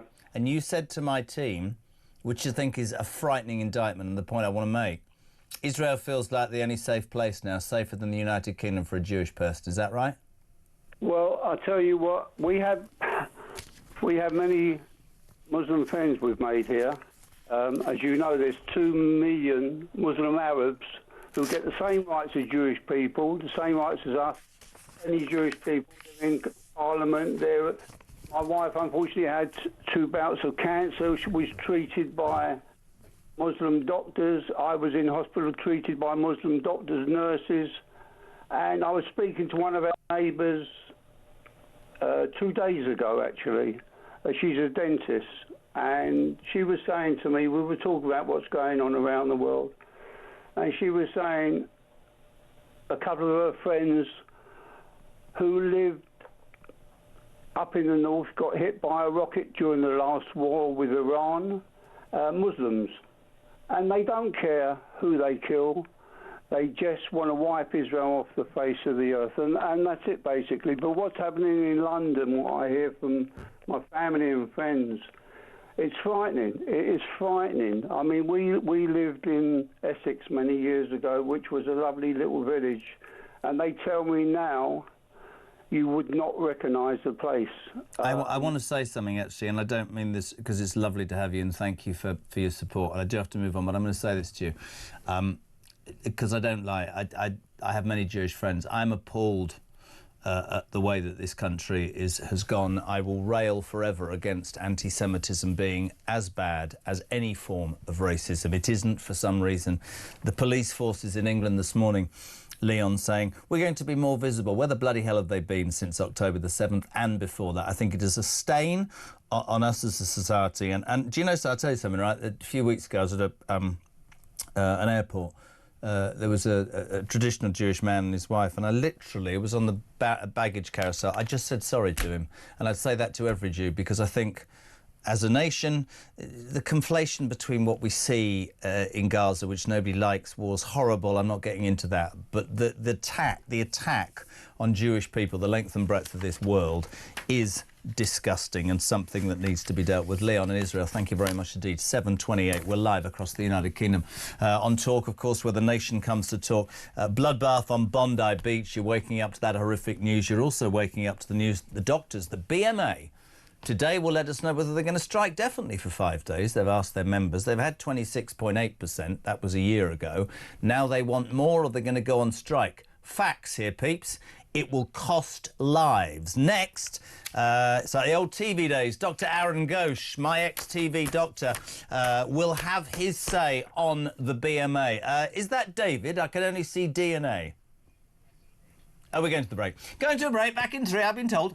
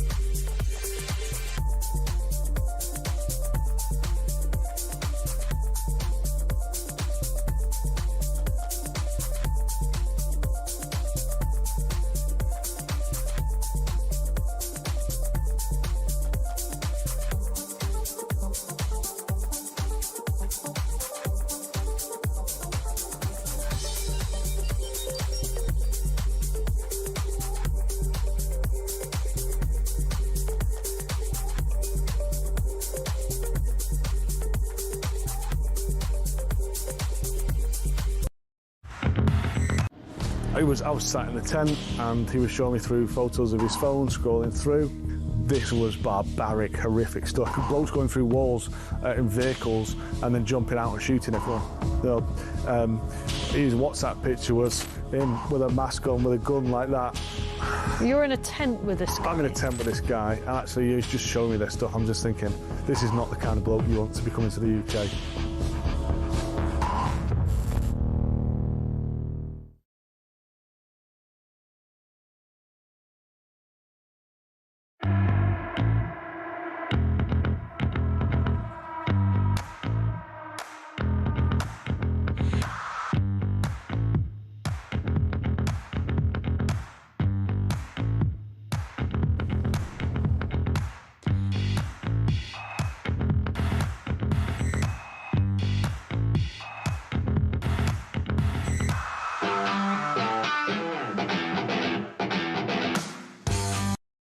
Across the UK, on DAB+, on YouTube, on your mobile, and on your side. This is Talk. Welcome back to Morning Glory. We're live across the UK, 7:30. If you're waking up, terror on Bondi Beach is a story that we will fill and talk about throughout the morning. Your text, 87222. Start your message with the word talk. Your voice notes. Oh, look, lovely Christmas trees behind me. I just suddenly was sat here during the break thinking, I've done nothing. Mrs. Carl's done it all, but I haven't even bought her a present. I'm absolutely useless. In my next guest, and I want to talk... So I used to work with this man an awful lot. He's smoother than a cashmere codpiece. Dr. Aaron Ghosh. Good morning, sir. How are you? Good morning, sir. I'm very well. How are you? I'm not sure about the background. You look like you're in Avatar or something, but it's all blurred out. Is that you I think it's just hiding my washing, which is hanging up at the moment. You didn't do that. Aaron, thank you for joining us. One of the big news stories today, my friend, lives we put at risk if a doctor's strike goes ahead. Multiple crises hitting the NHS, including this tsunami of flu. That's where Streeting says that. Ministers have warned. Today, the BMA will announce the results of a members' vote over whether to proceed with a 5-day walkout from 7 a.m. on Wednesday. I have very entrenched views on this. I don't know what yours are, but they were given 28.6%. I have heard repeatedly about... Across years, they had less, blah, blah, blah. I don't think it's any sort of good look as we approach a really important time for junior/resident/whatever they want to call themselves doctors to be holding this country to ransom when we're skint. Do you know what? For the very first time, and you know my loyalties obviously lie with the doctors, I absolutely agree with you. I absolutely agree. This is not a good look. This is not a good time. There is something very, very calculated about doing it when we know we're facing what they're calling the super flu. So we know cases are going to rapidly rise, especially up to Christmas. It's going to be a thoroughly miserable time for thousands of patients. And we have our key staff going on strike. For money, let's face it, they've already had an additional pay rise. So this does seem very calculated, and I understand totally where the junior doctors are coming from. They're looking at going back historically almost 20 years of underpay, but you can't fix that in this kind of method. And I really agree with you. For the first time, Jeremy, I think they are holding us to ransom. And I think the danger is, I mean, people would always say, look, there's sympathy and they do a great job and hours. I mean, I've had so many doctors, Aaron, say to me that they joined the BMA saying and believing that that was an organisation that would defend their rights and do right, but they've left in disgust because they believe there is a left-wing ideology. I think in terms of reality on the streets, nurses got 5%. Most people in the private sector wouldn't get 28% in 10 years, 20 years. I just think it seems too calculating, and I think you're right, and I think that any sympathy is going to evaporate because people, whether this flu hits as badly, I mean, old people like me have had their jab, so that's good news. But you know, Tom Dolphin, chair of the BMA, said, well, let's just cancel operations. That'll get us over the strike. I think that's appalling. What about people with cancer? What about all those people that need those ops? And we're still dealing with the backlog from COVID, would you believe? So we can't carry on cancelling operations. We've really got to make priority to what's happening over this winter. A&E, and I can tell you from very personal experience, is absolutely rammed. Tell him your story. He's a bloody doctor. He was in A&E the other day. Wouldn't answer. How long were you? This is true. How long did you queue for? 15 hours. 15 hours I was in A&E, and, you know, I wanted to pull the doctor card. I wanted to pull the, shall I ring a friend? But I just felt morally that wasn't the right thing to do. There were so many people in the queues above me, and I was talking about 98-year-olds that were there, that came in, that had a fall, that hadn't been seen. There were so many people that just had acute injuries. All of these things could have been dealt with by junior doctors, and we're now called resident doctors. But all of these things were minor injuries, minor illnesses, which they're absolutely key at helping getting us through that onslaught that A&E is currently under. Now, with this flu pandemic coming on, I think this is a really, really bad call from the junior doctors. I do not think that the resident doctors should be doing this strike at all. They already had an increase, let's say, from 38,000 to 44,000. They're looking for a progress up to £73,000.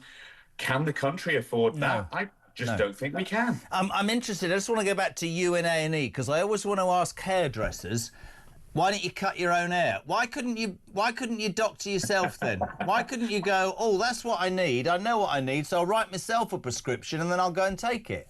Well, one, you can't write yourselves prescriptions. It's seen as a very bad call to do. But main thing is, as doctors, just like you, when you Google your symptoms and you message me and think you're dying, oh my God, he's so right. Do you know what? Honestly, you've just let my secret out. I'm not that. I mean, but I've got lots of kids, and poor Aaron, like 3 o'clock in the morning. It's all right, Jez. Calm down. I'll do it. It's fine. Don't worry. Mate, it's interesting to hear what you said. Just one other thing as well. Really appreciate it. And he's done so much good with his team over the years. Sir Cliff Richard revealing this morning he's been treated for prostate cancer. Recently, David Cameron as well. This is a big thing. I just wanted to ask you, are we hearing more about it because people are being more open about it? Is this the traditional men don't want to talk about being ill and this is an information situation, which is good? Or is it on the rise? From your point of view, Aaron? I think both is actually true. I think one of the big reasons we're hearing about it is because very recently NICE decided not to screen for prostate cancer and decided not to offer that on the NHS. And I think, again, that's absolutely wrong. And there's some very big people who've come out to say they don't agree with that. I think for certain populations, especially Afro-Caribbean populations, especially populations with family history, we absolutely should be screening for this. David Cameron recently came out and said that's a real shame, and I absolutely agree. We really need to be offering this test. And I think this is, again, just more and more weight to actually put onto NICE to say, hey, this is wrong. We made the wrong decision here. Let's relook at this. Prostate cancer is definitely on the rise, and people are certainly talking about it more. And that old thing about men who don't want to check themselves and all that, everybody knows my story. But in terms of going forward, you'd think it should be given the same attention. You've a new job. We want you in the mornings. The amazing Aaron Ghosh. Ghosh Medical Group is fantastic, and he is available to be texted at 3 o'clock in the morning if one of my kids is throwing up and I can't speak to a doctor. Aaron, glad to see you back to fitness, my friend, and I'll speak to you very soon. Thank you so much indeed. Dr. Aaron Ghosh, 21 minutes to 8 o'clock. So much in the news. Of course, that appalling atrocity on Bondi Beach. Dan, good morning. Good morning, Jeremy. It's Dan from Kent. We've got to be honest and say we've allowed an evil to affect our country and across the West. You've got Jewish community living in fear every day. We've got barricades on bridges or outside of shopping centres to stop attacks. You've got families that in the back of their mind visit Christmas markets and wonder, will there be an attack? Yet our politicians or governments refuse to accept that this evil, and ironically are bringing in Islamophobia laws. Until we admit we have this evil, it's going to continue.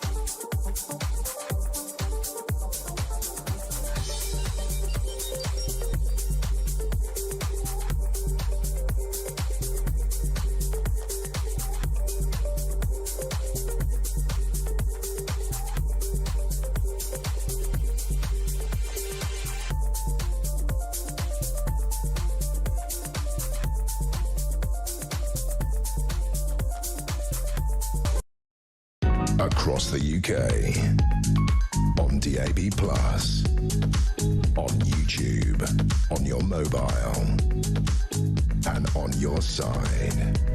This is Talk.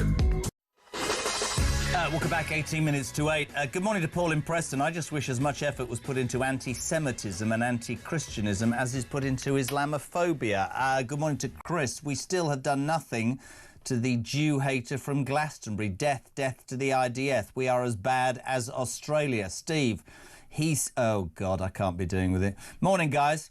When the tragedy was unfolding, I was watching Sky, and all they kept banging on about is not speculating whether it's terrorism or two men with guns overlooking a beach shooting at Jewish people at a Jewish festival. How much evidence do you need? What the hell is wrong with people? It is disgusting. Good morning to Jane Knock. Jeremy, I'm not Jewish, but I'm really upset for the Jewish people. It makes me sick. God bless the families of those killed and injured.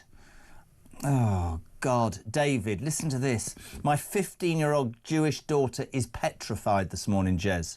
On social media, people are celebrating the death of people on this beach. All Jews are targets now. This falls squarely on the hate protesters' shoulders. Let's say a very good morning to... we're changing tack very quickly, but a lady who has an opinion on this, Angela Levin, royal biographer. Good morning, Angela. How are you? Good morning. Thank you. Before we talk about the Royals, let's get your response to what happened on Bondi Beach yesterday, if we can. Well, it's heartbreaking, really. And one of the reasons that it has happened is that there was no protection. There was no army there. There wasn't a single person. Now, if it's on a big place and it's dangerous, they needed to have people there to look after. One of the good things, I'll say, was one of the people who saved loads of people there on the beach was an Arab man, and he's got two gun affections on him now, but he did save a huge number of people. There he is. He's jumping up on. Yes, he is. It was an extraordinary vision. I just wanted to ask, do Jewish people feel safe in the world, in the UK? No. No. And we should be doing more. That anti-Semitism is rife, isn't it?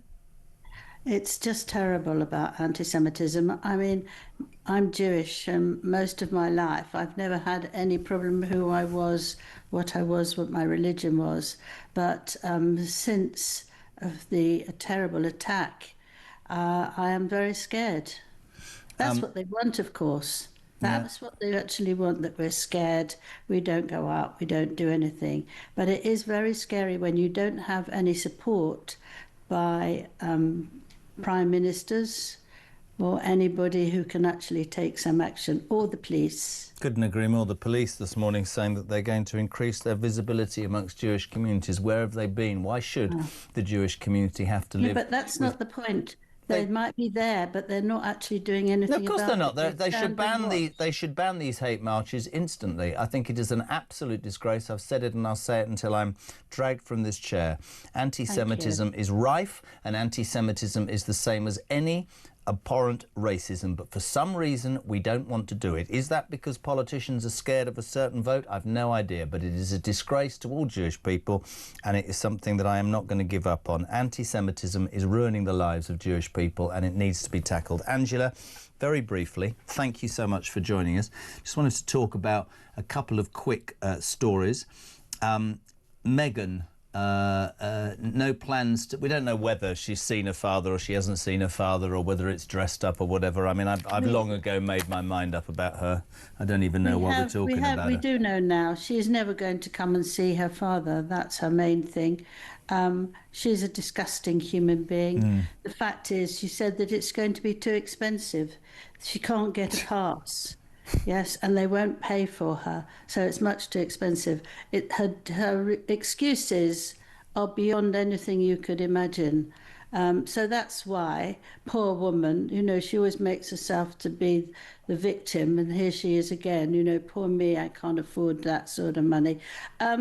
Also, the thing that really annoys me when she spoke about Caroline Graham, who is a journalist, but who is a very good friend of her father's, and she's incredibly annoyed that he spoke to her and saying this breaching clear ethnical bounder, means that nobody should talk to anyone unless she Well, of gives course the permission. guy's going to reach out because he's done it before, because his own daughter won't give him the time of day because he's frustrated and he's worried about his health. She's just... Listen, you know what, Angela, sometimes I don't even have the energy to talk about how utterly narcissistic and appalling the woman is. I do. I will keep on about her because I think she's just revolting. Brilliant. Great news. The King over the weekend saying that his cancer battle is not over, but is looking positive, which is great because I, for one, thought he was iller than perhaps he's given out. Yes, it's extremely good. And the way he has handled it, not sort of moaning and groaning about himself, but trying to talk to people to say he understands them. He's been to lots of hospitals, worked for lots of charities, and actually having say the big thing is to go early, go quick, don't wait. And 100,000 people have been since he gave that talk on Friday. Can you imagine? It's absolutely wonderful of him. I do know that he was going to do this, and Camilla, his wife, was anxious that it wouldn't go down well at all, and she wasn't sure that she agreed with him, and usually she agrees with most things in his professional life.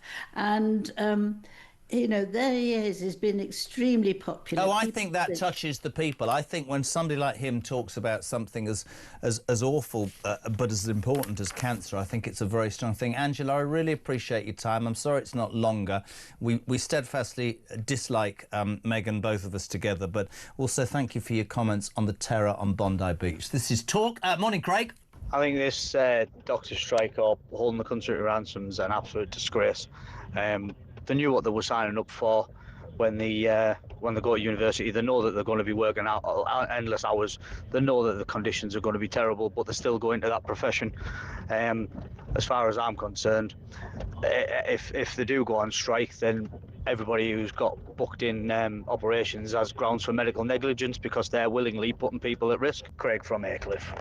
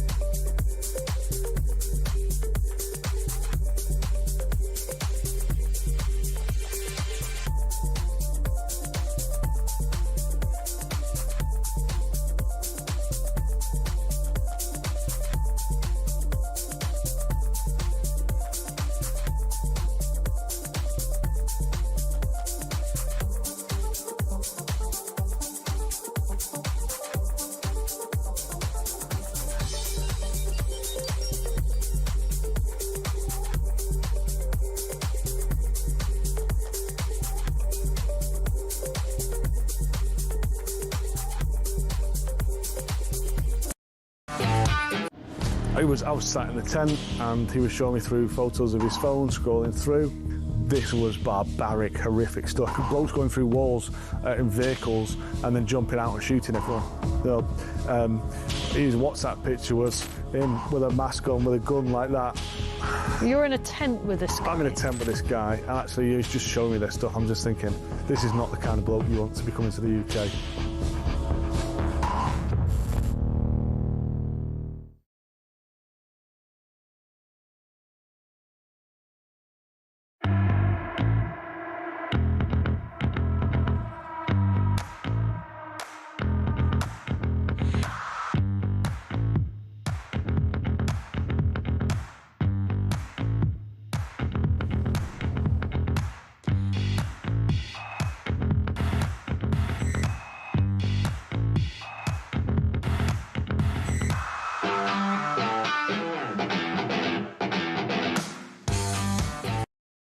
across the UK. On DAB+, on YouTube, on your mobile, and on your side. This is Talk. Welcome back, 8 minutes to 8. You're waking up to that terrifying story. A terror on Bondi Beach. 15 people, including a 10-year-old girl and a British-born rabbi, killed as a father and son, yeah, you heard me right, a 50-year-old father who's dead, good, and a 24-year-old son who's in hospital, opened fire at a Jewish festival on the iconic beach in an act that is described as pure evil. Many people on this station getting very angry about how this government and governments across the world have recognised the state of Palestine and have basically allowed what I believe is anti-Semitism to rise throughout the world. Our police forces this morning, how fun is this? Not. They've said they're increasing their visibility amongst Jewish communities. What about where have you been for the last 2 years? Anti-Semitism is as bad as any form of racism. We say a very good morning to fellow Talk presenter, an Australian now living in the United Kingdom, Samara Gill. How are you, Samara? I'm great, Jeremy. Great to be on the show this morning. I read... Sad circumstances. I know. I read your comment yesterday about Albanese, and I think you could attach the same to governments, including our own. You said this is a man who rushed to sit on the fence, recognise a Palestinian state, stick up for Jews. But there are many people this morning saying that governments that act like this are part of the problem. Thoughts? I couldn't agree more. I mean, we basically have a pound store version of Keir Starmer over in Australia, known as Anthony Albanese. He's basically some sort of wet sock Labour Prime Minister. And he has been so apprehensive to show any support towards the Jewish community. I mean, this is someone who set up an anti-Islamophobia envoy alongside an anti-Semitic envoy. He's got ministers in his own cabinet that refused to go and visit the site of the October the 7th massacre. You know, we've got people in our Senate who have literally stood next to anti-Semitic signs and have refused to condemn Hamas. And it's quite, sorry, but it's sickening to see them now going to Bondi today, someone like Marine Farouki, and laying flowers and thinking she had nothing to do with it, because Australia had so much unchecked anti-Semitism that an attack like this seemed quite inevitable. I mean, we had people outside the Sydney Opera House shouting, "Gas the Jews, death to all Jews," and no one got arrested, Jeremy. So this was bound to happen. Those are live shots, actually, of Bondi Beach, people in their thousands, hundreds of thousands, laying wreaths. I mean, I think you're absolutely right. We can almost look at the parallels between Australia and the United Kingdom, whereby, and we've talked about it privately, you know, a man can be arrested for posting, somebody from Times Radio, our sister station, a WhatsApp message about not liking a school teacher. 6 police, men or women, turned up at his door, armed police, and arrested him, took him off to the Nick. But these hate marches, spreading the most disgusting message about the Jewish community, have been allowed to continue, and the police just turn a blind eye. And I've never understood that. Hate is hate, is it not? And I'll sit here forever because, you know this, I've got Jewish friends. I think it is frightening to think that a Jewish family that I know, their kids can't wear their blazers on the bus. I've had a bloke this morning saying his 15-year-old Jewish daughter is too terrified to go to school because she's read on social media, Samara, how disgustingly celebrated this is by certain people. This is revolting. It is revolting, and, you know, we've obviously seen it in Britain, and you're so right when you say, oh, the police is now stepping up. Oh, it had to take the death of over 15 people, or potentially over 15 people, for this to happen. I mean, the terrorists literally got there and started shooting Jews as if they were some sort of fish in a barrel. It was a horribly disgusting attack. And as we said, you know, children were killed. But you're right. We've banned Jews in this country from attending football games. I mean, I spoke to a taxi driver yesterday who's from South Africa, who's Jewish, and he was feeling very under threat. And he said that his own son is being banned from attending university because he is Jewish. This rancid Jew hatred just reeks of sort of Hitler-esque Nazi Germany. And it's interesting. I don't really like to quote Michael Gove. He's not my favorite person in the world. But he did say that when Jews are under threat, all our freedom freedoms are under threat. And that's true. They are sort of the canary in the coal mine in this situation. Vince when they says- start to get shot, then we need to be careful. Couldn't agree more. Vince says the Australian and British governments are complicit into letting people into their countries that have so much hatred for others. It's the Jewish community now. Next, it could be the Christian community. This sick, murderous attack is not the first, it won't be the last. And everyone knows why. And the sad thing is our government, the Australian government and other governments will still use words instead of action to stop the attacks on innocent people because they are pandering to a certain demographic. And that's true. Look, we had in this country, whether people hate this or not, it's true. In this country, we've had to drag this government to even thinking about having that rape gangs, grooming gangs inquiry. 8 years that's been going on, and a senior policeman in the Rotherham Police told me months ago we didn't want to cause racial division. This, for me, this needs to be called out, and people across the world need to accept, not just because I've got Jewish friends, but because Jewish people... I have a text this morning, Samara, saying we're better off in Israel than the United Kingdom, for God's sake. That's what we're talking about. It's an embarrassment. Shocking. Totally. And you know why they're better off in Israel and why this continues to happen. And I'm already hearing stupid sort of gun reform arguments from the Australian government side.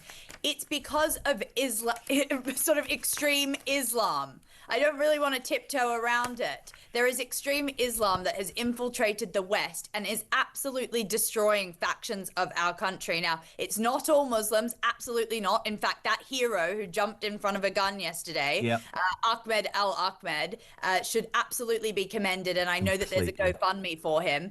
But extreme Islam will destroy the West if we do not crack down on it and have a hardline approach. And at the moment, it's just soft touch, and it's being absolutely allowed to run rampant and out of control. And you're so right about that hero yesterday, a Muslim man, a shopkeeper from the southern suburb of Sydney. I want, and I said it earlier, and a lot of people disagree, I want the leaders of the Muslim community to come out and talk about how abhorrent this is, because I think that would help the situation. Samara Gill, what can I say, joining us so early in the morning. Where's she gone? I can't see her now. We're not going to say too much, but well, we're going to be working with you a bit more in the new year, aren't we, on breakfast? That's all we're going to say. We'll just tempt you there. Don't think this is the first time you'll be getting up early, Gill.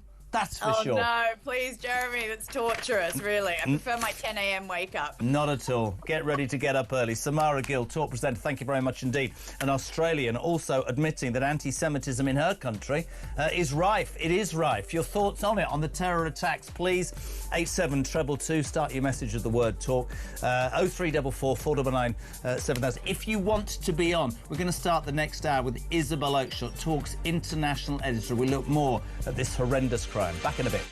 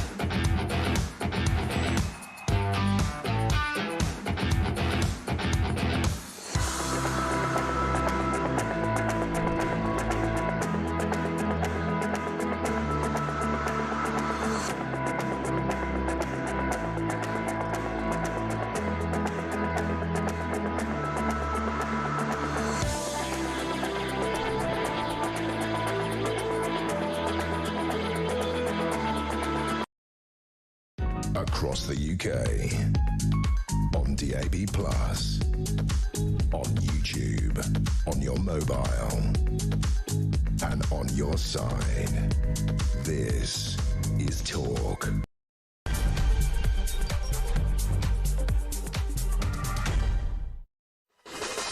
A very good morning to you. Welcome to Monday, the 15th of December. Of course, you're waking up to that horrific attack. Terror on Bondi Beach yesterday. 15 people, including a 10-year-old girl and a British-born rabbi, including survivors of the Holocaust, were killed at a Jewish festival on the iconic beach. A father, 50, yeah, you heard me right, father and son. The dad's dead, the son isn't, unfortunately. There was this amazing footage of a hero, a 42-year-old fruit and veg shop owner who saved so many lives by grappling with one of the gunmen. But this has caused outrage across the world and has led many people to say, is anti-Semitism rife and who's to blame? Is it governments who have accepted Palestinian states? Is it governments that have allowed hate marches to spew onto our streets whilst arresting people for hurty words? If you are a Jewish person or you've got Jewish friends, is our country doing enough to protect you or them? You know, this morning the police go, oh, we're going to increase our visibility amongst Jewish communities. Where have you been? Anti-Semitism is abhorrent. Anti-Semitism is as appalling as any form of racism, and it frightens me that we don't, or the world doesn't seem to see it in the same way. There is no doubt that it's running rife. Let me tell you what Alarm Clock Britain's been saying this morning, because I think this is summed up brilliantly. I am ashamed of the UK, says Tash in Hastings. We need to stand up and be friends with the Jews, protect them as our own. I'm disgusted by the leaders of Western countries.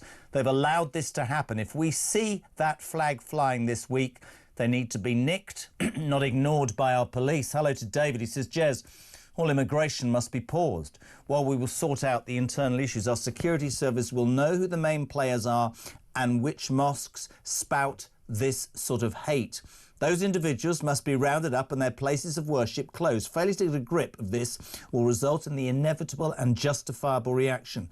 Weak, appeasing rhetoric from governments across the world is never going to work. There are plenty of us veterans who could be trained or employed to augment returning our country to sanity. That's interesting. And just this from Steve. He's talking about, I don't know if you, just very quickly, I have to do this.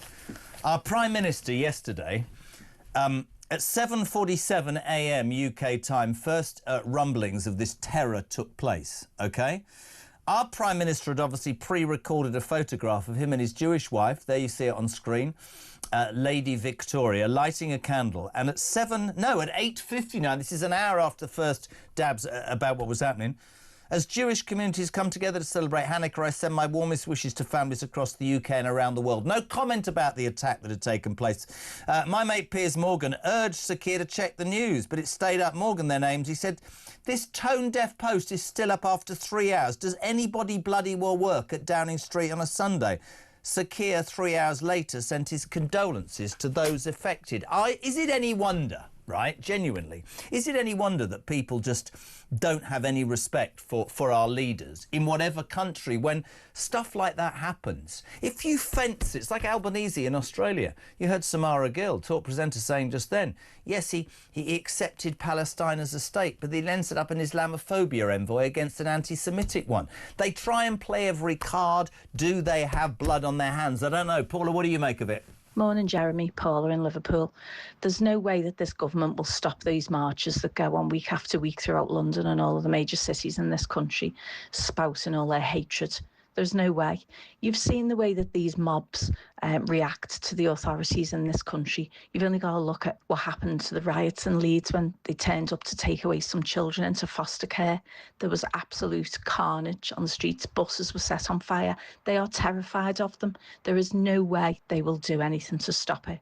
And that is the crux of the problem. They are terrified. Thanks, Jeremy. Paula in Liverpool. John in Carmarthen. So Starmer, the man with zero awareness, wishes Jews happy Hanukkah as they're being slaughtered on Bondi Beach. Meanwhile, that moron Polanski is on a beach in Calais, helping more Islamists onto a boat and sending them on their way to Britain. What the hell is happening, Jeremy? I do not recognise our country anymore. Let's cross to our international editor. Always a delight to speak to her. Isabel Oakeshott, good morning. How are you? Good morning. Well, I'm very well as anyone can be amid such depressing news. And it will be interesting to see what what platitudes our government comes out with today. I must say that I find it very hard to take anything they say seriously, our UK government, about this sort of horror, when this government still hasn't banned the Muslim Brotherhood, an extremist organisation which is banned in multiple overseas countries: Egypt, Saudi Arabia, the United Arab Emirates, Bahrain, Russia. They all ban the Muslim Brotherhood. But what do we do about the Muslim Brotherhood here in the UK? We keep it under review, Jeremy. And whilst we are that lame, whilst our leaders are that feeble and that craven and that cowardly, how can we take seriously anything else they say about protecting the Jewish people? You know, I had a meeting fairly recently with a member of our Jewish community, which just really chilled me. And he said, look, I've basically given up on Britain. I've left. You know, my family isn't safe in the UK anymore. And that sentiment is reflected in so many conversations in the Jewish community in the UK. They are looking at leaving, those who haven't gone already. I completely agree. And I think, you know, I think that the sadness is, and if you saw that footage yesterday, and I'm not one for sitting on a fence, I criticised the whole time, but the irony of yesterday, the sad/brilliant irony, was that the 42-year-old hero, the local fruit and veg shop owner who disarmed one of the gunmen, was a Muslim gentleman, Arab gentleman, right? And he saved countless lives and is currently in hospital. As Samara said, there's a GoFund page for him. What I want, Isabel, and I agree with you about the Muslim Brotherhood, is I would like the leaders of the Muslim community who would find this is as abhorrent as the rest of us to come out and say so. That would be a start. And I want governments like Albanese's in Australia and Starmer's in Britain to understand that whilst you try and play the game of pleasing all the people all the time, you're sending a very, very distinct message. We heard this morning, you'll know this, there was a march at Sydney Opera House some weeks ago and people were saying, gas the Jews. They were not rounded up. There are people on the streets of London, hate marches, where people saying from the river to sea some of the most disgusting comments. And it all came home to me this morning when a guy said to me his 15-year-old Jewish schoolgirl daughter is too scared to go to school today because she's read online thousands of people celebrating the death of Jews. I think it is an absolute disgrace and a stain on our society and on society in general. And I have no understanding why anti-Semitism, which is rife across the world and is being fueled by governments, I think ideology, why it is not called out on the same scale as other racism, because I think it's appalling and awful.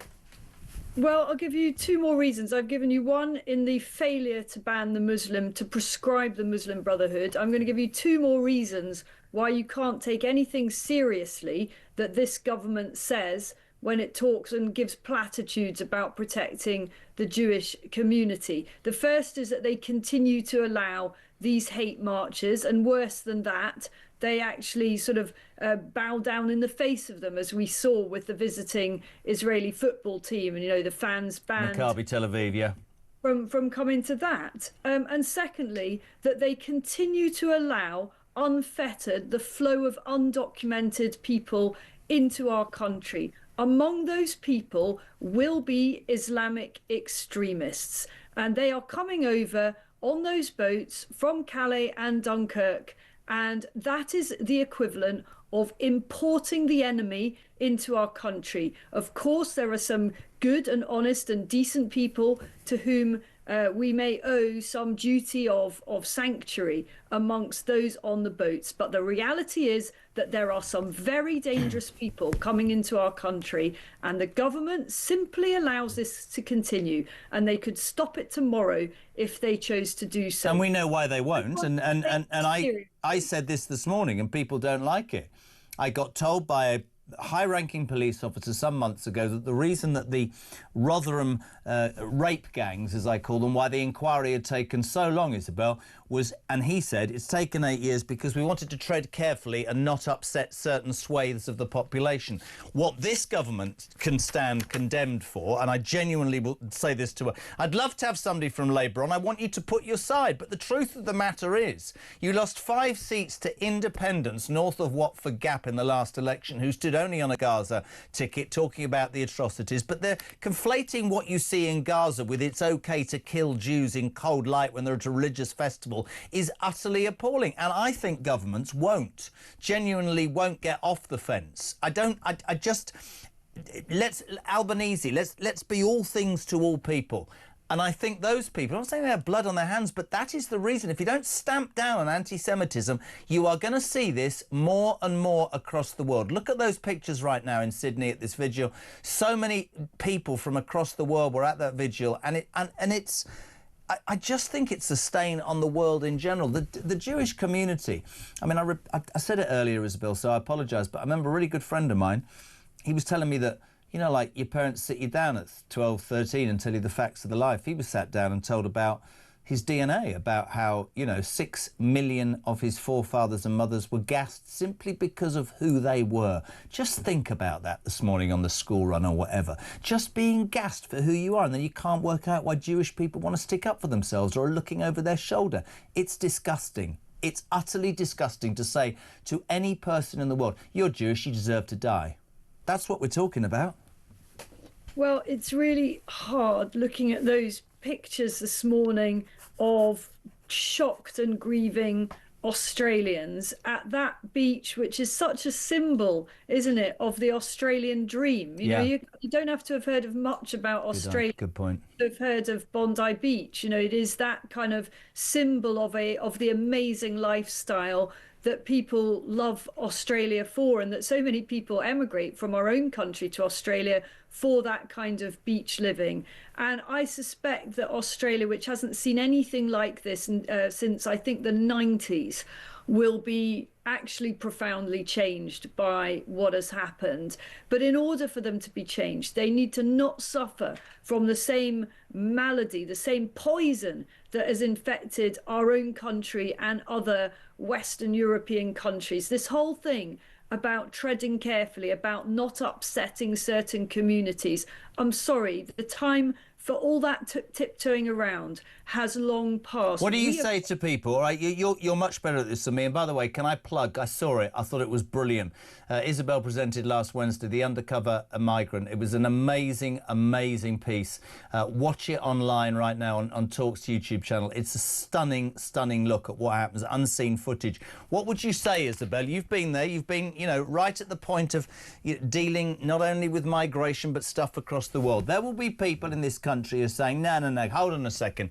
You're being racist, you're being unfair. The Jewish community is committing a genocide. There's hatred. It's a genocide against Palestinians. It's an absolute outrage. You're being racist by picking out on the Muslim community. What do you, Isabel Oakeshott, say to that? I say, look at where this started. If this is a reference to the October the 7th attacks and what followed, look at where this started. It started with an act of absolute savagery against innocent Jewish people. And that is just to try to deflect from a fundamental issue we face. And while we tolerate extremism of this sort, we do no favours whatsoever to peace-loving Muslims. I live in a Muslim country and we have none of these problems in that part of the Middle East. Why? Because the leaders of these sensible Muslim countries have no truck with extremism. You know, you display that type of behaviour and you are either imprisoned or you are deported. And that's a Muslim country, so why are we allowing this to happen across the rest of the world, in your opinion?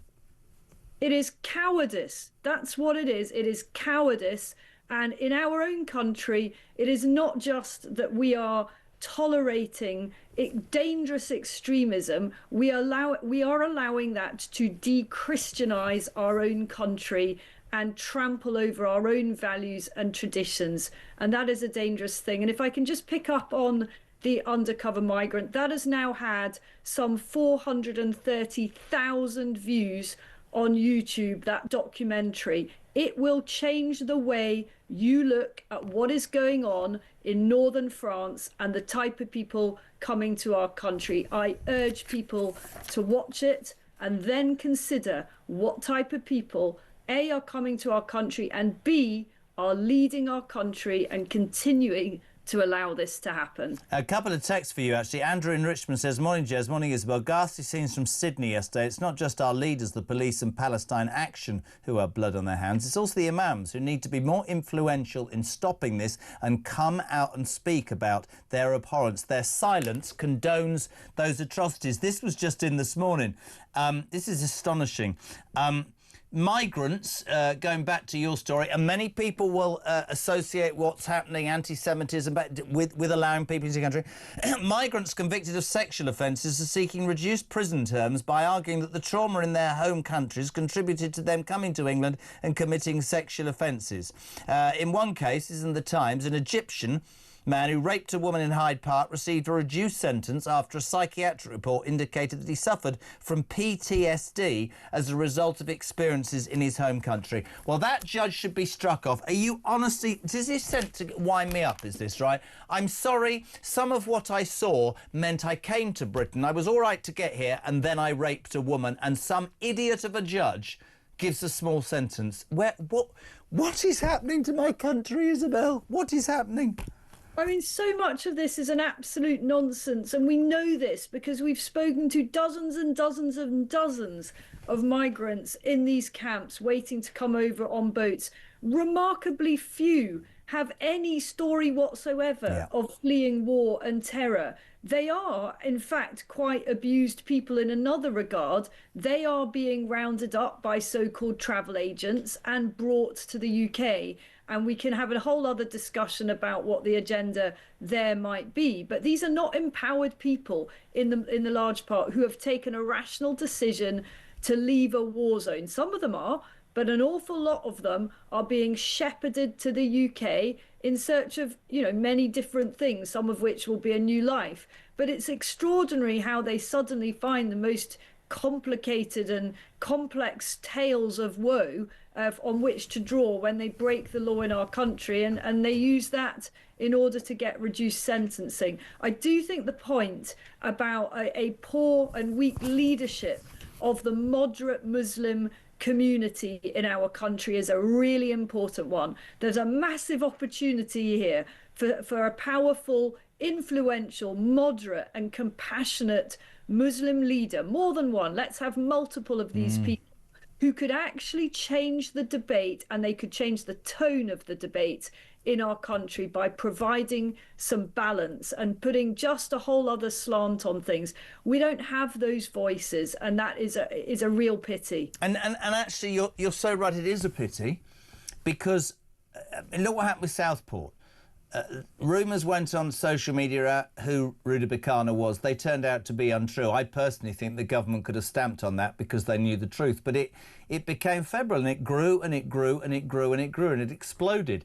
People in this country, I think, if they heard from moderate Muslims and they heard the other side of the argument, would feel a little bit less angry. I don't know. But listen to this, right? This is coming while we're talking. David Godfrey, morning, Jez and Isabel. I'm a volunteer security officer for the Jewish community, voluntary. I've worked this weekend in a very large Jewish community building and not seen one police officer at all. All we have is our hands to defend ourselves. After Manchester, we were promised unprecedented protection. Other countries have armed guards outside all Jewish community buildings. We have nothing. Maybe they're too stretched looking after the pro-Palestinian protests, as there seems to be plenty of officers on them. He does that voluntary. I mean, this morning the police said, we're going to be more visible. So if you're a Jew living in Great Britain, you need protection. What the hell does that say about my country? Terrible. It says something has gone catastrophically wrong. I hate the idea that anybody of any religion in our supposedly tolerant country should be looking over their shoulder in fear, should not feel free to wear those symbols of their religion, should feel that at any point they may be attacked by knife or by gun, not just by words. And words are what we hear pretty much every weekend somewhere in our country as those marches continue. That is such a stain on our country that we are in that position. It doesn't need to be like this. There are plenty of countries where this simply isn't tolerated, and we have got to become intolerant of people who are intolerant of the way we want to live. And something has got to give here, Jeremy. We cannot go on having vigils, holding candles, prime ministers giving pat words. We can't go on like this. I know this attack didn't happen in the UK, and people might wonder why I'm sitting here ranting. It happened about as far away as it can get. But this shadow over. It happened in Manchester. It's happening across the world. Anti-Semitism is rife, and I don't think the Jewish people feel safe. Just very quickly, Jeff, who's moved to France, because this is such a hole here, he says, watch the videos on how the German and Swiss police deal with the Palestinian marches and compare them with the woke British police non-enforcement, let's stand back and allow hate to be spewed across our streets. Isabel, this is a story that ain't going anywhere, and we really, really appreciate you joining us this morning. Isabel Oakeshott, Talks International editor, reacting to that Bondi shooting and making, I think, many, many salient points, which is to say that anti-Semitism is rife. Governments have sat on the fence, declared their, acceptance of a Palestinian state and done nothing for what this has done to the Jewish community. I appeal again this morning, if you are Jewish, you've got Jewish friends, is this government doing enough to protect you? 0344 499 1000 is the number for your voice note, 87222. Start your message with the word talk. Morning, Chris. Hi, Jezza. Hi, Poppy. Chris from Epsom. If you allow unfettered immigrants with crazy thoughts into your country from the third world, you get to live in the third world with their culture and their morals. It's got to stop.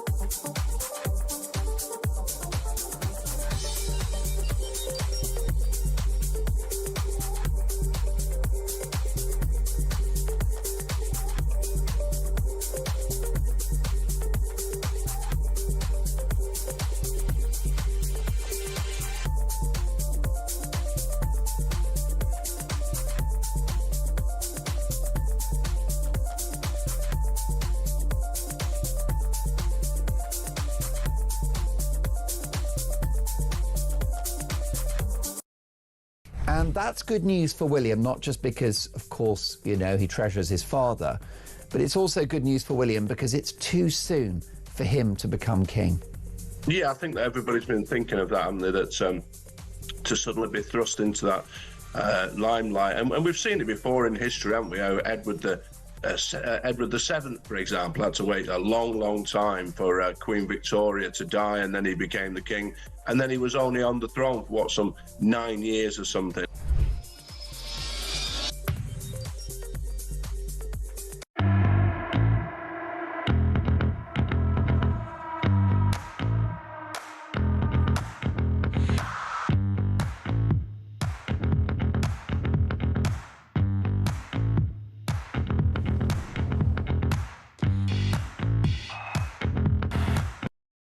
across the UK. On DAB+, on YouTube, on your mobile, and on your side. This is Talk. A very good morning, 8:27. We're live across the UK. Talk, of course, is where the nation comes to have its say. Your text, very welcome. Thank you so much indeed for all your response. 87222. Start your message with the word talk.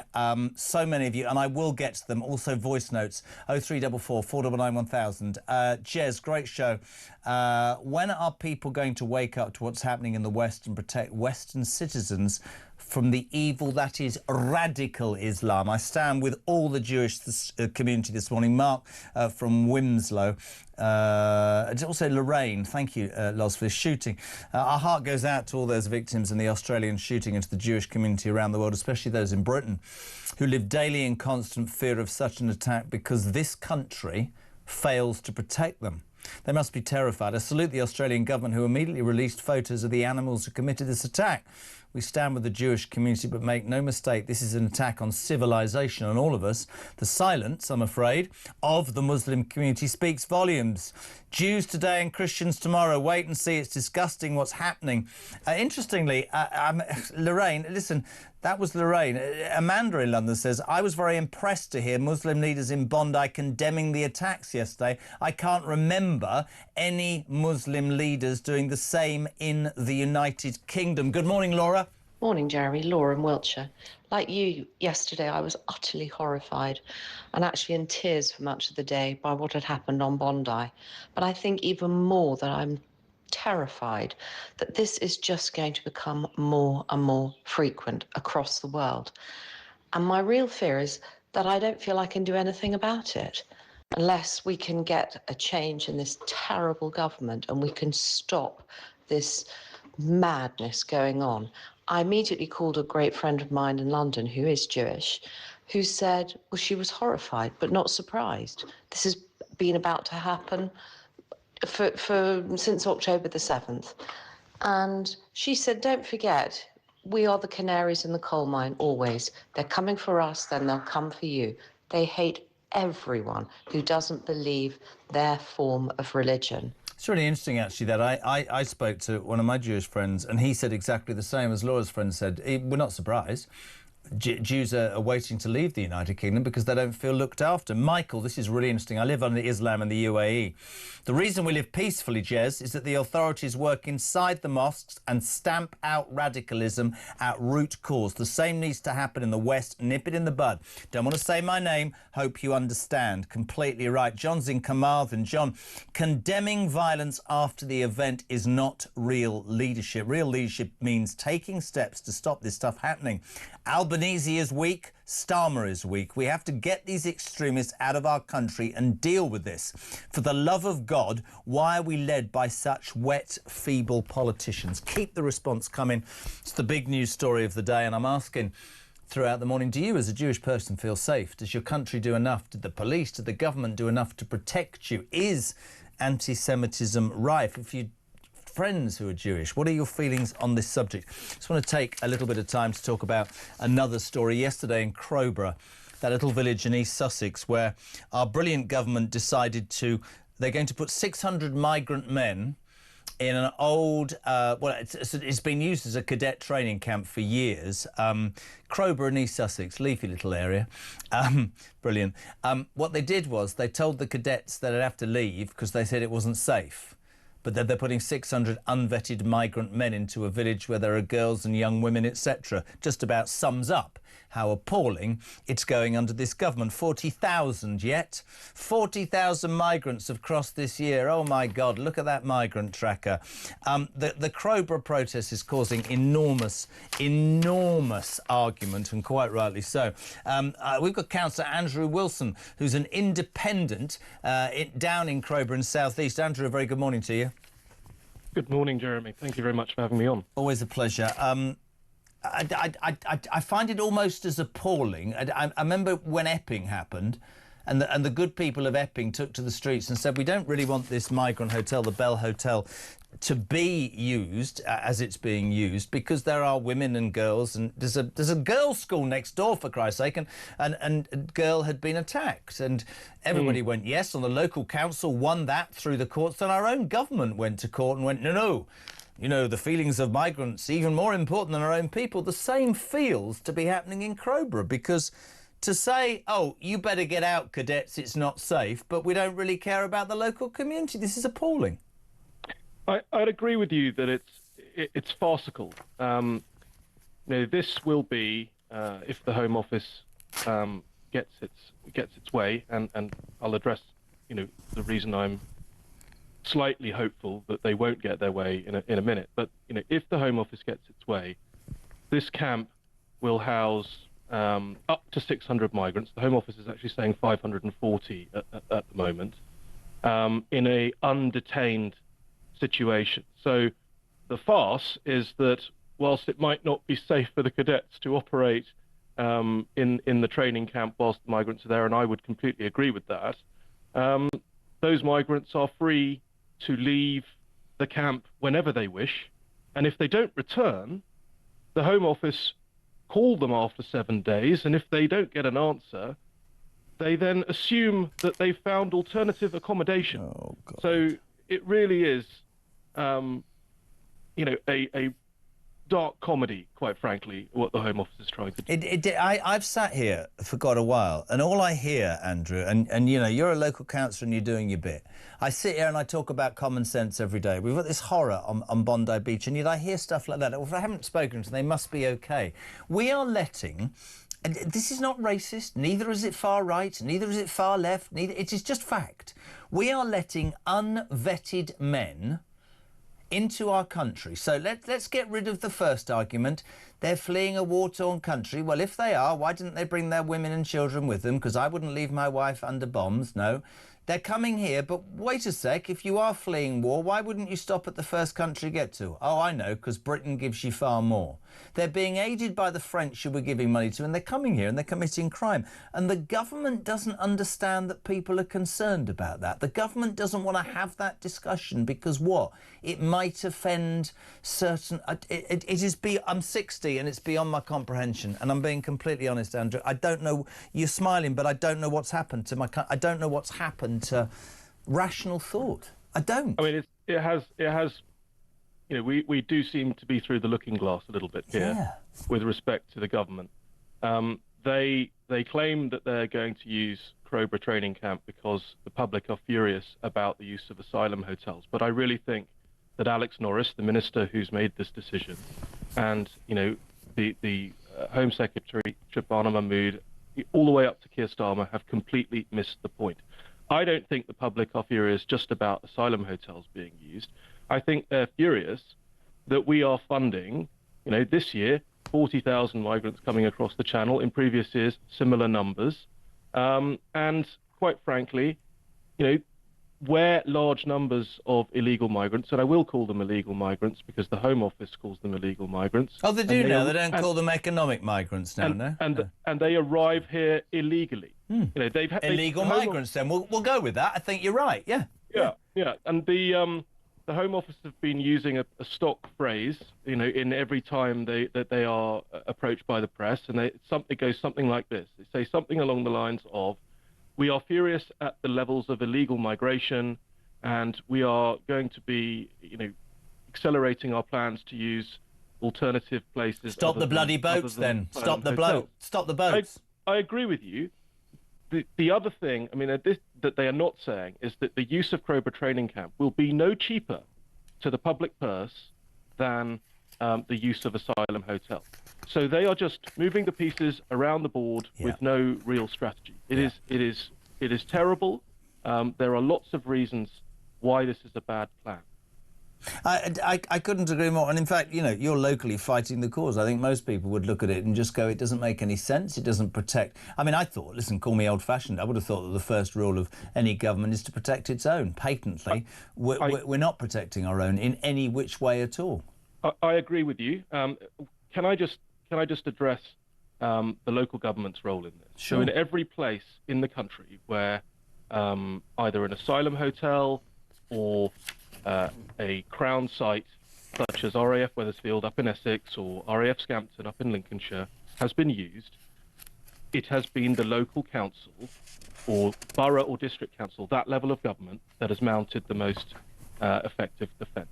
And Wealdon District Council, which is the council that I sit on, because we have an administration of Green Party and Liberal Democrat, and there's 2 Labour councillors in that administration as well. Great, well done, yeah.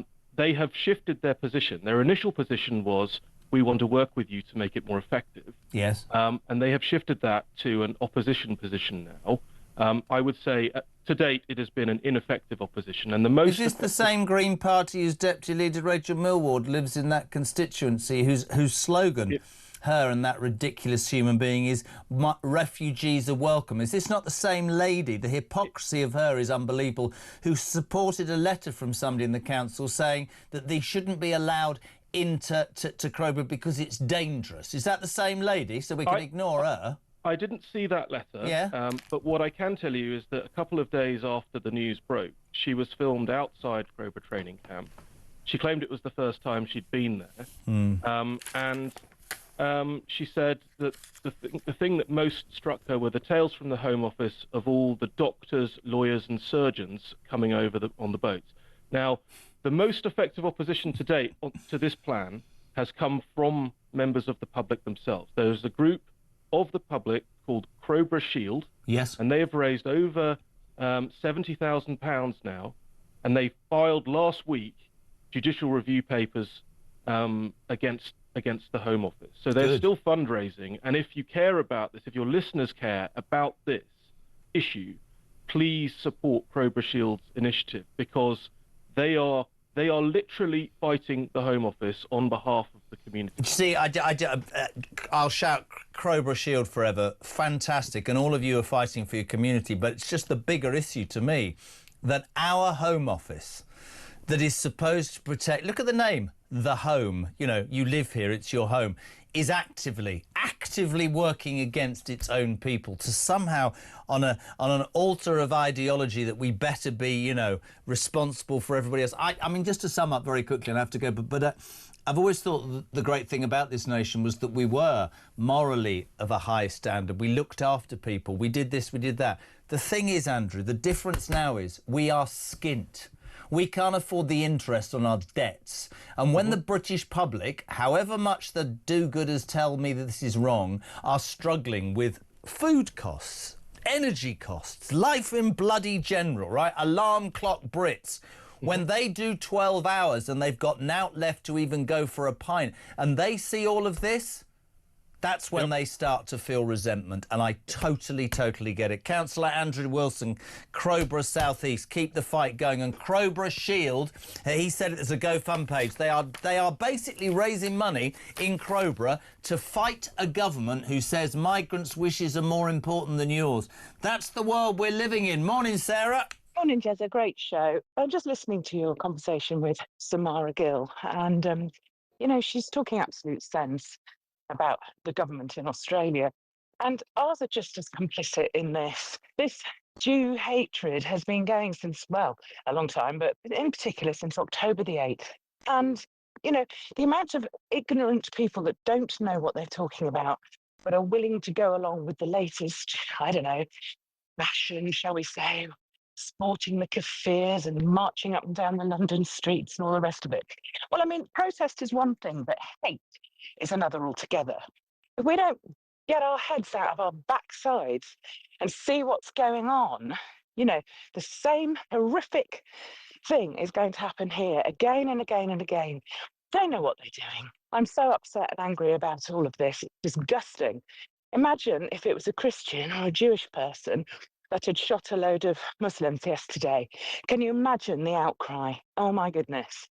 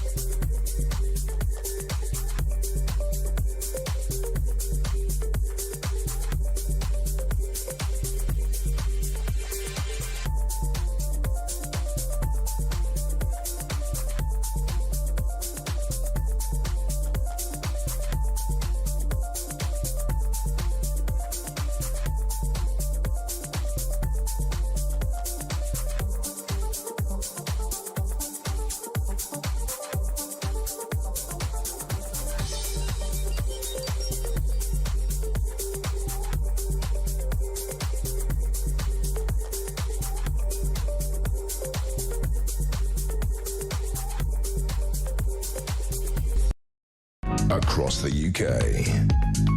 On DAB+, on YouTube, on your mobile, and on your side. This is Talk. Welcome back. Approaching 8:45 on a Monday. Julia Hartley-Brewer, excellent, here from 10 o'clock this morning, and Ian Collins from 1 o'clock this afternoon. You're waking up or getting ready for your day or on the way already to work to this horrible story. Terror on Bondi Beach yesterday. 15 people, including that 10-year-old girl, just innocently, as Gav says from South Shields. All I can think about is that poor 10-year-old girl simply losing her life for being just who she was. Yeah. Jewish. Good point, Gav. Is anti-Semitism rife? In my opinion, yes. What do you say? Is this government protecting you if you're Jewish or your Jewish friends? In my opinion, no, it's not doing enough because it's fence-sitting and recognising a Palestinian state. But more than that, right?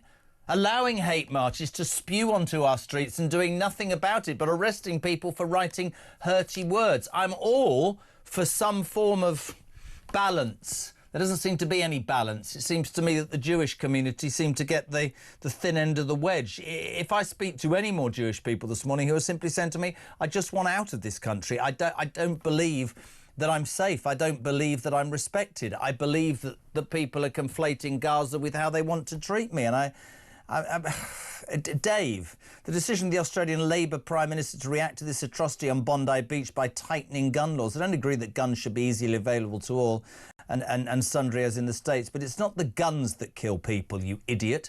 It's the people holding them who point them at people whose brains need recharging, says Dave in Bristol. We're going to speak now. I'm so pleased to have her on.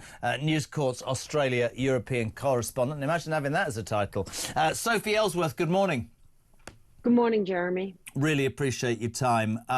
Struggling, I think, after 3 hours to add too much more to what has been a really, not a difficult show because people are involved in this. I mean, just off the top of your head, Australians, how are Australians feeling this morning?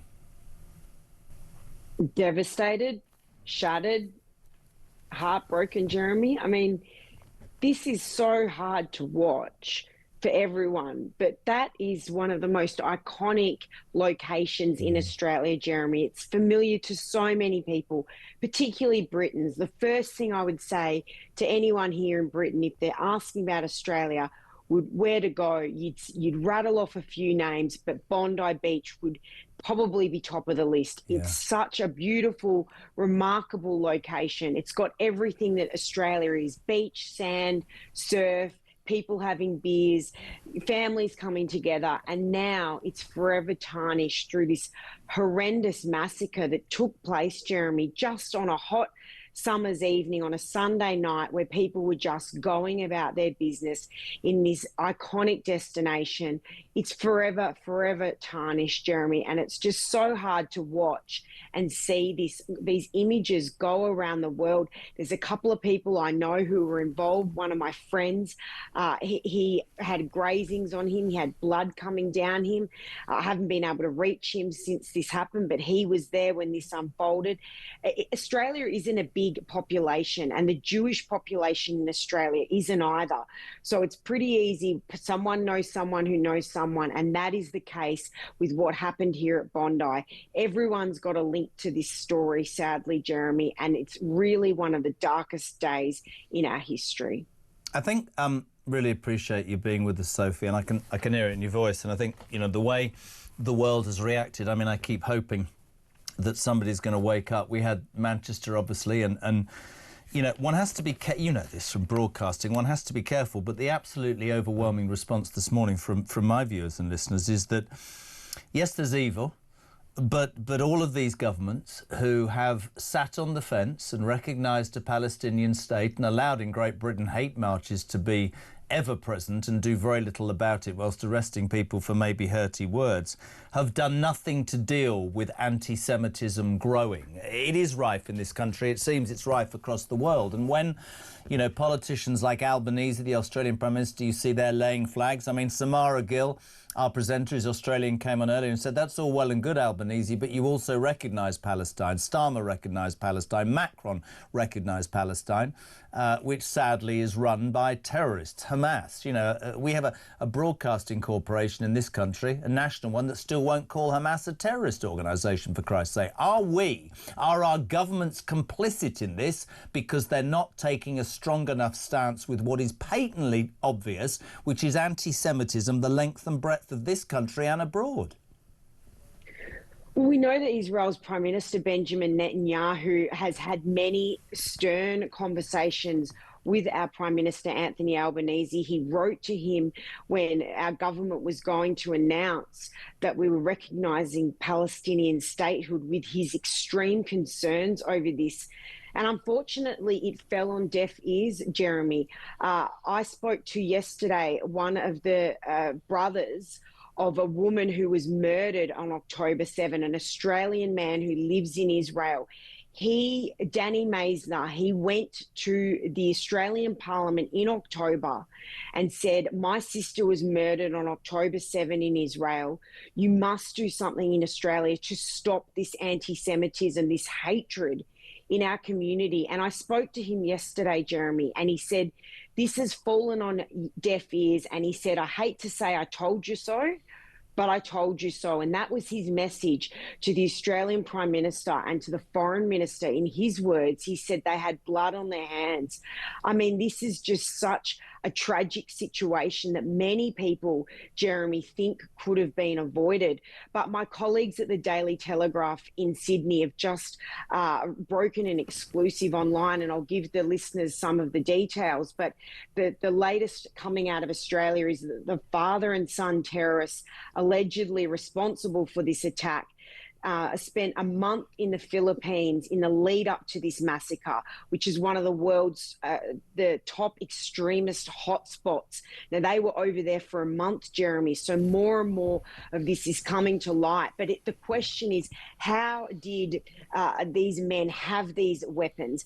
How were they able to roam around Bondi Beach, which is such a tourist haven? How were they wandering around with these massive rifles? And walking around and just blindly shooting at anything and anything in their distance, anything and everything, just the peppering of gunshots that rang out across Bondi Beach for minutes and minutes and minutes. Now, I'm not attacking the police on their response here, Jeremy, but there will be questions on how did this happen for so long. Well, you just said that your colleagues on the Telegraph have issued the following comment, which is that this father and son had gone for a month to a country and been radicalised. Are you telling me the security... This is my argument in this country.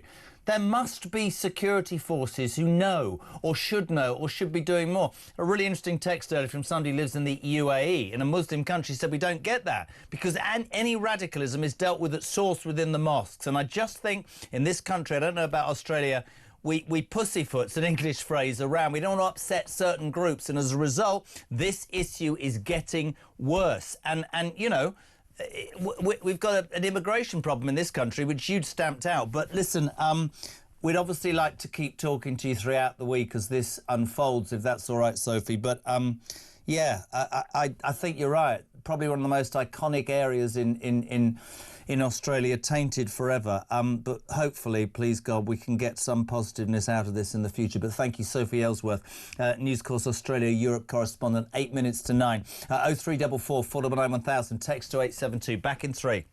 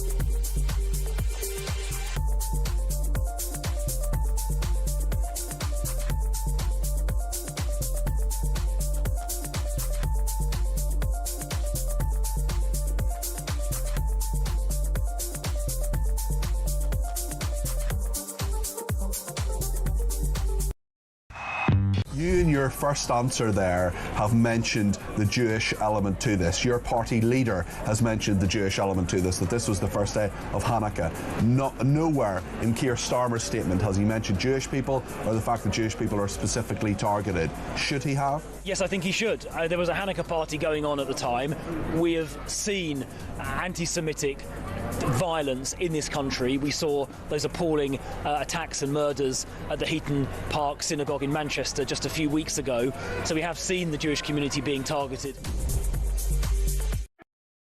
Across the UK, on DAB+, on YouTube, on your mobile, and on your side. This is Talk. Welcome back, 5 to 9. Jez, I just want to say, this is Dean in Wiltshire, well done Netherlands, Spain, Slovenia, Iceland and Ireland. I hope you got what you wanted following banning Israel from the Eurovision Song Contest. Excellent. Judith, good morning. Morning, Jeremy. It's Judith here from Radlett. I felt so angry yesterday at what I was watching. Then I felt depressed, sad, and just resigned. I honestly think it's not only game over for us in the UK and wherever my community are in other Western countries. I think it's game over for you as well. Because as you pointed out, it starts with us, doesn't end with us. They're coming for you too. They're already attacking Christians. If you look at Nigeria, for example, Christians are virtually being wiped out there. I don't see much on the news about that because everything really is funded by Qatar. Qatar are responsible for what is being shown, funding our universities. That's why you've got this radicalisation there. Sorry, Jeremy, it's game over for us. I know that sounds awful, but it's how I feel today. Yeah, great. Happy Monday. But I understand where she is. 4 minutes to 9. Just very quickly, I want to go to the former head of the UK Border Force, Tony Smith. Tony, good morning, sir. Morning, Jeremy. Would love to have more time. This whole thing with what happened in Bondi and unfettered men coming into this country and crimes. Labour admitting overnight that this is a real shock, Tony. Don't fall off your chair. Their small boats plan is not working as we hit 40,000 migrants crossing the Channel this year. How many times have we had this conversation? Surely, my friend, the pull of the United Kingdom is too bloody great, isn't it? Yeah, Jeremy, I told you I was head of Border Force, but I worked as an immigration officer in that department, Border Force for 40 years, man and boy. And I just wanted to get the message across to your listeners that we did used to send them back, Jeremy, in the 70s and the 80s, well after the 1951 conventions were signed. Nobody claimed asylum, nobody claimed human rights. I had the power as an immigration officer to detain and deport. And we need to get back to the future, really, on this. We've just allowed these international conventions to permeate into our legislation, into a huge lobby of immigration lawyers, courts, at various levels, right the way up to European Court, which has basically stymied our capability to detain and deport. And that's really something we should be able to overcome, but it will require really bold political leadership. Someone needs to unpick this morass of legislation, judgments and so on, and even look at our constitution, Jeremy, to deliver what most people want, which is to stop this, detain all of those people and send them back. It can be done. It was done in the past, well after the 1951 conventions, by people like me, and I'm getting on a bit now. I just want to get that message out there to everybody. This is possible, but it's going to take major surgery. We ain't seen that from this government or from the last government. They both say we'll do whatever it takes, but they're not doing whatever it takes. Somebody said to me the other day, you say you spout reform and reform could make a difference. That's to be proven or not proven. I don't understand the lack of will. I'll tell you what the British people, and you're right on it, Tony.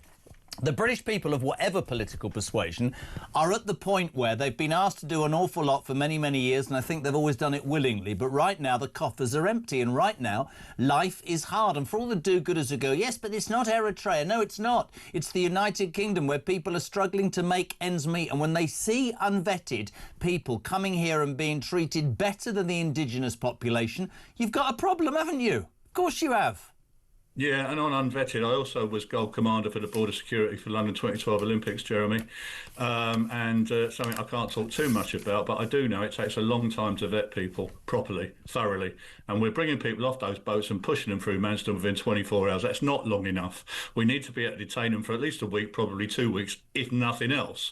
Thoroughly investigate their background, their antecedents, use the best technology that's out there for data mining and whatever. They're all on social media, so we can mine that. There's There's lots we could be doing, Jeremy. I haven't got a lot of time. There's lots we could be doing, but we must have those powers to detain them and not to get done in the courts for illegal detaining people because we have pushed them through. We haven't stuck to the 24-hour limit that we've got at Manston. So there is lots that could be done, Jeremy, and it can be done, but it really does require a massive change in direction. I'd love more time with you, my friend. We'll get you on very soon. I really appreciate your wise words. Tony Smith, former head of UK Border Force. It's almost 9 o'clock. We're live across the UK.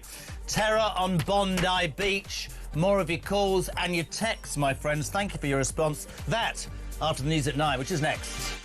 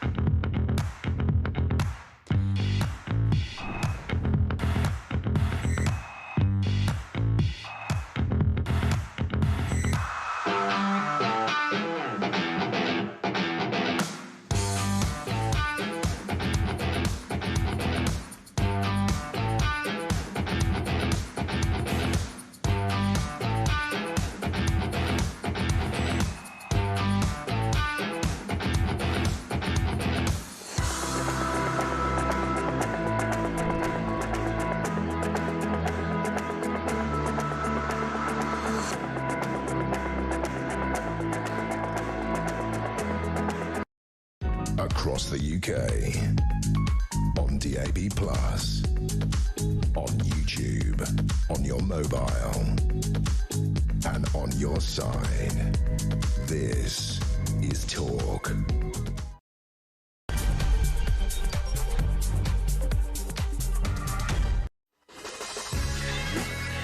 A very good morning, just after 9 o'clock. We're live across the UK. This is Talk.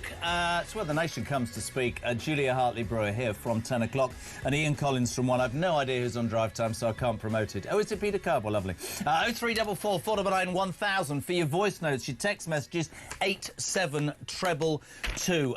Of course, the main news story of the day, terror on Bondi Beach. 15 people, including that 10-year-old girl, a British-born rabbi, a survivor of the Holocaust, gunned down in broad daylight by, yes, you heard it, a 50-year-old father and his 24-year-old son who'd spent a month abroad being radicalised. That's come out from the Sydney Telegraph this morning. The father died on the scene. Good. The son's holding on. Not so good.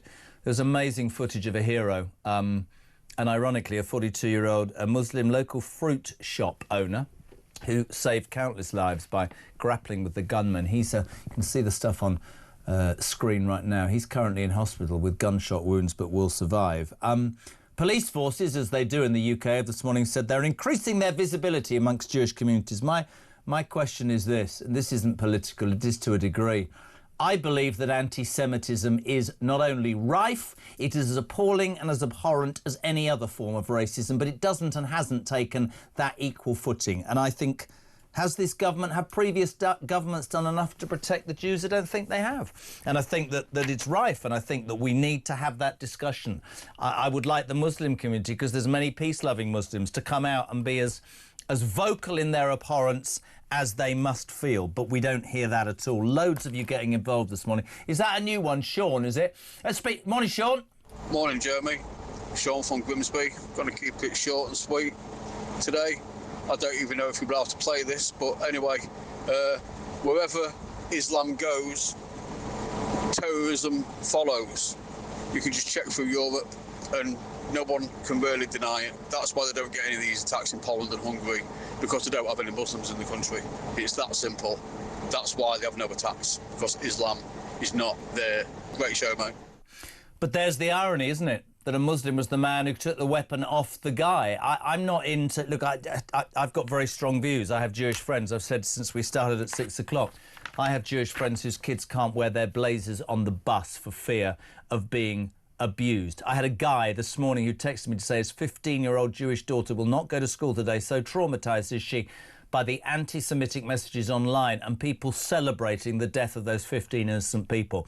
There will be many people who will be saying, maybe quite rightly, that successive governments that have sat on the fence and recognised Palestine and then at the same time have turned round and have gone, oh yes, but we've recognised Palestine, but we're worried about anti-Semitism. Should they be more vocal? Should they, in fact, have been... You know, stopping hate marches on the streets, loads of people responding. Rich says, everyone who protests this Saturday, they will actually be celebrating this attack. All we need to do is arrest and deal with people who take to our streets and are obnoxious. Jez, morning, says Julian. So the police are going to increase their visibility in light of the evil attacks. What are they going to do? Wear more rainbow vests and scarves and do the Macarena? Brilliant. We're going to say a very good morning to... Well, this is very shocking for me, ladies and gentlemen, because many months ago, a lovely man phoned me up and desperately said, please, please, please... No, he didn't at all. Matthew Torbett, former Labour advisor. Morning. He's not looking forward to this.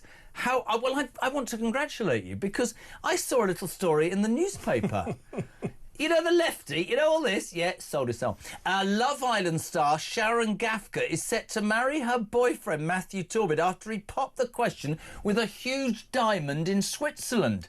Sharon and fellow political activist Matthew, but that's interesting, revealed, there is on screen, revealed their happy news alongside a stunning video at the moment he got down on one knee.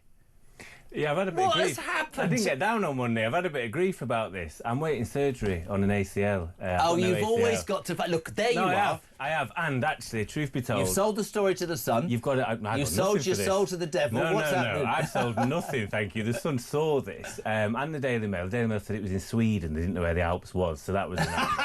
It's totally typical, to be honest with you. Yeah. No, and Sharon had said specifically she hated the idea of a public proposal. But I thought, if I don't do it in this amazing place, I've missed the opportunity. So that's why there was no real... A little bit more subtle and getting down on one knee. I had no idea that behind the facade of being this I care for people, you're in fact nothing more than an influence who just wants to play the celeb game. And what's next for you? Big Brother? I mean, this is brilliant. Listen, he's in love, and that's a lovely thing. Absolutely. And I think... Can I do the disco in the evening at the wedding? I roll another fat one. I'm quite good at it. You'd be welcome. My dad will be there. I'm sure he'll be overjoyed to meet you and whatnot. You know, it's just for the bride and groom. Happy new marriage, Sharon and Matthew, superstars. Congratulations, though. Thank you. Really, really, really happy for you. We're also going to say good morning because it's our debate time. Matthew Torbett, newly engaged, with a soft side up against this old miserable sod. Morning, Nigel Evans. How are you, dear boy? Good morning, Jeremy. I'm fine. I hope you're well, and congratulations, Matthew. You too. I do want to start, obviously, with that shocking story. I've been dealing with it since 6 o'clock, and I think that there's so many different angles, Nigel. I'll start with you. Governments. I feel very strongly.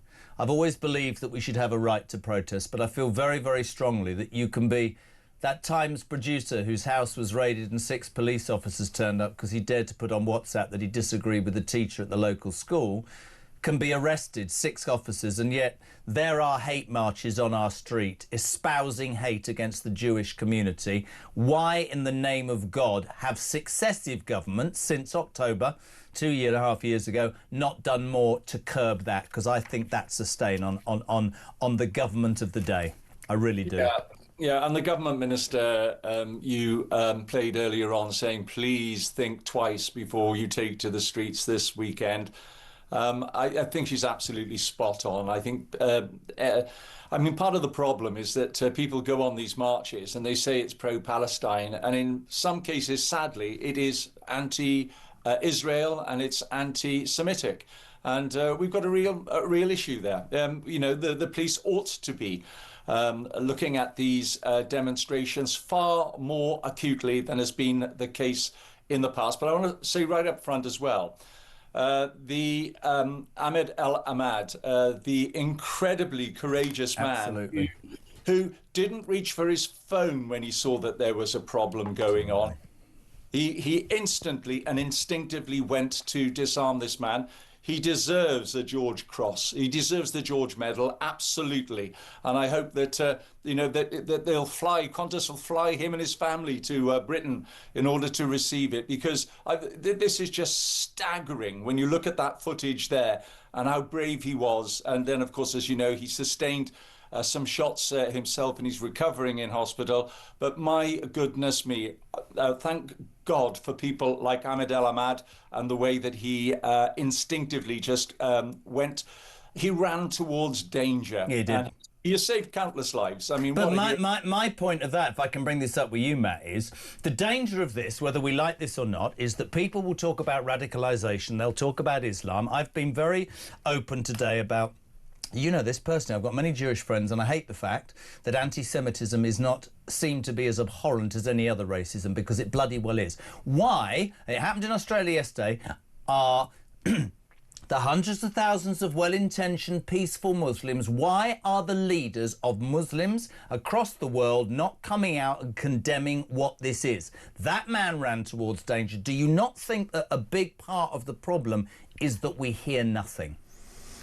I think if you're talking about leaders, particularly in cases of countries, it probably plays to their MO. There are many people, as we know, whether it be Iran's supreme leader and others, that would love nothing more than to see Jewish people wiped off the planet. I think when you talk about leaders, particularly within communities, there are, and I know of many in Manchester, that do this interfaith work with the Jewish community.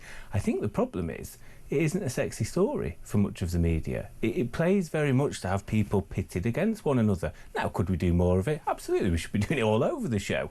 But there is anti-Semitism. It's rife in this country. I mean, I would never discuss. Jess, this has been going on as long as I've been alive. It's been going on much longer than that. Yeah. And this isn't just a political problem. This is people at the top that have a blind spot for things like anti-Semitism, and my theory has always been there's no opportunity for people on the left to be a white saviour, because Jewish people aren't different enough from people like me and you, because many are white passing, so therefore there's a blind spot in that. But how bad is that? How bad? No, it's terrible. That's my bugbear, both of you, that anti-Semitism, and I don't want to get accused of being, but are we saying that racism only is the colour of your skin? That's absolutely a point. Let me put a call on for both of you, because this is astonishing. Natalie's in London. Natalie, good morning. Welcome to Talk Breakfast. Hey. How are you? I'm in a little bit of shock from obviously what happened, and I think it makes your anxiety as a Jewish person and your fear really heightened, even though it was before. Well, the guys and the listeners, what you just told my researchers about what you have to tell your children.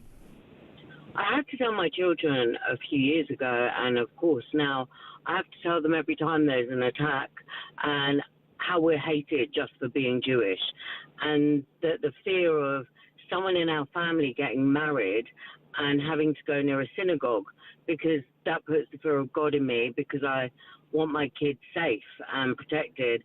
I have to tell my kids they mustn't wear a Magen David on show.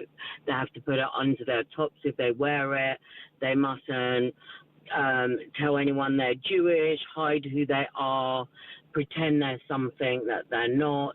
Even though we're very proud of being Jewish, hide our menorah candle where it's not on display, it's at the back of the house, and we do our prayers. And as a single mom, I want my children safe. I knew people who on October the 7th were affected, and I had to tell my children about that and about the rapes that happened, because they had to know that people hate us for no reason apart from that we're Jewish. And as much as people were the poor Palestinians, a lot of those Palestinians did join in the massacre. They celebrated the massacre. The people over here celebrated the massacre, and are still celebrating. They celebrated, unfortunately, what happened on Bondi. You know, they celebrated the Americans who were killed in Syria. They celebrate the Druze that are being massacred. There's a much bigger scale, and all the governments are complicit because they're all closing their eyes to it. Are you, just very quickly, you said about your kids. Are you scared as a Jewish woman living in London? I'm terrified. We have gone around the globe. We get the globe out from my office, and we go around going, where should we live? Where should we move to? But you know what? There is nowhere that's overly safe for us. Obviously, apart from our homeland in Israel, but right now, you wouldn't feel safe there either. So you're stuck. You know, you feel completely, to be honest, unsupported, unloved, unwanted. But it's not because we're horrible. It's not because we're violent. Just because we're Jewish. Can I just make the point quickly before I pass it back to the boys? There seems to be this inability of many, I don't know, on a certain side, to not separate being Jewish with what is happening in Gaza. And anti-Semitism has definitely risen massively since those October the 7th attacks. Would that be a fair comment? Would you agree with that it's got worse since then because all Jews are being blamed for what's happening? Absolutely. I mean, when I was young, I mean, I hopefully still am a little bit young, but when I was young, the most we worried about were the very far right Nazi skinheads. And you rarely saw it, never had trouble, felt very free, very safe in my country. We were on holiday recently in Croatia, and if my kids had wanted to go to the port, I felt that they were safe. Now, I can't even let them go to the park on their own at 15 because I'm terrified for them. People can't separate, but the thing is, the war started because of what happened, and unfortunately, the majority of Palestinians are radicalized. So by seeing that as a state, you're seeing a radicalized state. You're allowing that. Unfortunately, they haven't said, right, we need to de-radicalize, then we'll relook at that. But it's always the Jews' fault. The Jews invaded, but they didn't invade on October the 8th. But the marches started on October the 8th. The calls for us to be gassed and the river to the sea and rape your daughters and all of that. But those people got away with saying things like this. I completely agree. Natalie in London, brilliant. Thoughts are with you and your kids. Thank you. Matt, that's the reality of being a Jewish single mother in London in 2025. Yeah, it is. It doesn't shock me, it upsets me. Because like you, I've got Jewish friends, and over the last few weeks you speak to people. I spoke to someone in this building who had worked with my partner before and wanted to say hello. They're moving to Israel. They said, no, it's not safe. It's not safe at all. My mate Dave said to me yesterday, I'm not surprised, Jez. He said, I've been telling you for weeks. This is the problem. People have all said it's coming. And I'm the problem terrified, is, he says. He did. Do you know, he wears the Star of David. He won't wear it outside of his shirt now. He's going to be attacked. I don't care. I just... Nigel, bring you in as well. I think it's... I mean, that's harrowing, that call, isn't it? That's what we're talking about. And Matt and I will both be emotional because we've both got Jewish friends, and it breaks my heart. I think it's awful. Yeah, a couple of years ago, I went up to Manchester to a synagogue there for a bar mitzvah. And I talked to somebody at the synagogue, and he said, do you know, Nigel, we have to train some of our own people to act as security guards outside the synagogue in order that everybody in the synagogue will feel safe. And as we have seen, sadly, only a few months ago, the murder of two people in a Manchester, outside a Manchester synagogue. And then, I was in Israel just a few weeks ago at another bar mitzvah. Yeah. And Jeremy, I thought long and hard before I put some photographs up on Facebook because I knew that it would tempt some people to react in an illogical and stupid way. And of course, I did get the odd comment from people I don't know who basically couldn't care less about the bar mitzvah, couldn't care less that I was in actually a very beautiful country, and decided to politicise the fact that I was there, which was absolutely absurd because I was there at a bar mitzvah. And what were these people doing in Sydney? They were celebrating, 2,000 people celebrating Hanukkah, and what has resulted? 15 innocent people being killed, a lot more being injured. We're talking about a 10-year-old girl having lost her life yesterday because of the radicalisation of two people, a father and son, in Sydney. And you know, when you think about Australia, I've been on Bondi Beach, my goodness me, one of the best places on this earth. And look at this massacre that took place yesterday. Never be forgotten. And interestingly, it came out in the news, guys, that those two had both spent a month, the son and father, in a foreign country being radicalised. For me, it's really, really simple. Anti-Semitism is not only rife, but it needs to be stamped out. We had a really interesting text, actually, Matt, earlier from a guy who said that he lived in the UAE. And in the UAE, a Muslim country, they don't have anything like this because they stamp it out early on, the radicalisations at schools and in mosques. And I do think it's a conversation because the danger is, and we've seen it, the danger is people are going to be less and less tolerant, less and less willing to accept this with no confidence, you know, both of you politically, right? Keir Starmer, I mean, I think in all my time, and I know you're going to say, you know what's coming here, don't you? 7:47 yesterday morning when Poppy Coburn arrived at the Telegraph offices. She'd been there 40 minutes. Police received reports of a mass shooting, right? UK time 7:47. At 8:59, our Prime Minister puts up a photograph of him lighting his candle at the window with his Jewish wife, saying, as Jewish communities come together to celebrate Hanukkah, I send my warmest wishes to families across the world.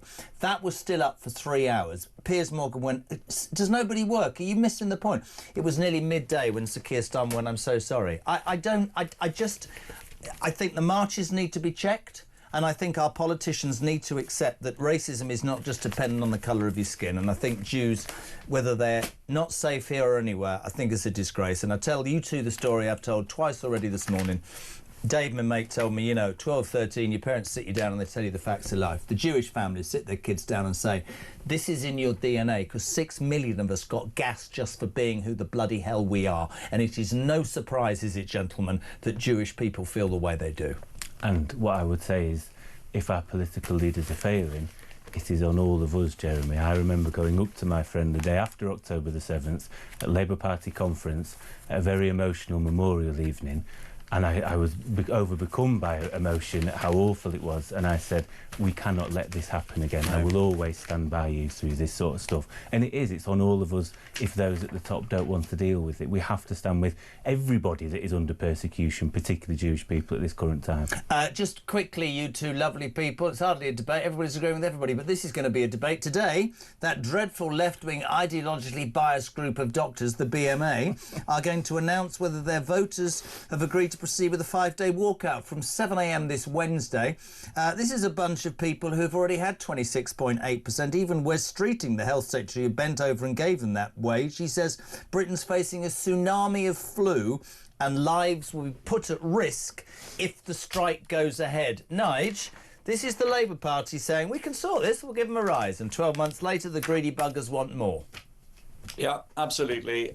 They are now biting the hand that's fed them, quite frankly. It was completely illogical. Of course you can settle any strike by just caving in and giving what the unions are asking for. And then when you do that, what happens? They come back and ask for more, but other unions look at see what's happening and they go, we want a bit of that action too. No, it's absolutely insane. And particularly at this time when you've got some variant of COVID that is now spreading throughout the United Kingdom, I think it is absolutely appalling that any doctor should consider striking at this moment. Come on then. Well, this is where I'm supposed to do my good union bit and say, you know... Not now, you've changed. No, I've not changed. I think if you support all strikes for all reasons, you're silly. If you're against all strikes for all reasons, you're silly. You've got to look at each one in the round.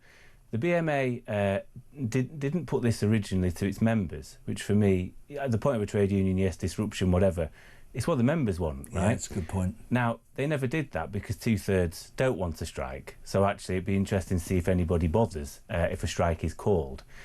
They've also now said, OK, we will put it to the members, but we'll give them 2 days and it's an online ballot. So I think the BMA have behaved ridiculously, actually. I find myself on the same side as Wes Streeting on this. With regards to the now looking back, there hadn't been... This strike had gone on for years, right, these types of strikes. I don't discredit the government for trying something different. It may now obviously now look naive, the fact that they've gone, oh, we can get more out of them now. I would urge the doctors... But Nigel's right, in 79, that's what the Labour Party did. They gave everybody 30% until every person went on strike. We had no ambulances, no fire engines, nothing, because everybody got that and the country was bankrupt. And my situation, my thoughts are, the country's bloody bankrupt already and nobody in the private sector will get 26.8%. And while I'm at it, before I fall off my bloody mountain of whatever, nurses got 5%. How on earth do junior doctors get 27% and nurses 5%? Oh, no, but there's it's no worse. balance, man. But it's worse because consultants over 100 grand a year were being lumped into this as well, as if they're not earning a pretty penny. I think they've done very well out of this. They should now pull back. And listen, you know, they want to go back to rates of pay from 2008, don't we all? We had a 37% debt to GDP ratio. Well, I'd have half a chance of buying a house at this rate if that was the case. We'd all love to go back before the financial crisis, but it's not reality. All I hope as well is that if they do decide to carry on with this insane strike, that if any, the vast majority of those people, right, who perhaps are not even bothering to take part in any ballot, I hope that this thing about blacklegging, you know, when people actually have a sense of duty that they want to go to work, they have to go through some sort of picket line and all that sort of stuff. No, I hope that people do the decent thing and actually carry on working, and that the police should be there to protect those who want to work. My God, now that was framed as a debate, and everybody agreed with everybody. But Nige, we're both just hoping that when he's happily betrothed, we get an invite, aren't we? Absolutely, I'm clearing my diary now. Congratulations, Matthew. Have you noticed he's respectfully now saying partner? You can see the thumbprint on his forehead. Congrats, you romantic old sod. Sharon Gafka, you'll know her from Love Island, in tears. Read it online on The Sun as Matthew Torbett, left-wing activist, proposes not on one knee, Daily Mail, and not in Sweden. The Alps are in Switzerland. There he is. Look at him in all his glory in a very long coat, which is probably free as well. Anyway, we wish you the very best, mate. And no wonder you were thrown out of the Labour Party conference, because essentially underneath you're a Tory. Anyway, we're joking. Matt, Sharon, congrats. Nigel, thank you very much indeed. This is Talk Breakfast.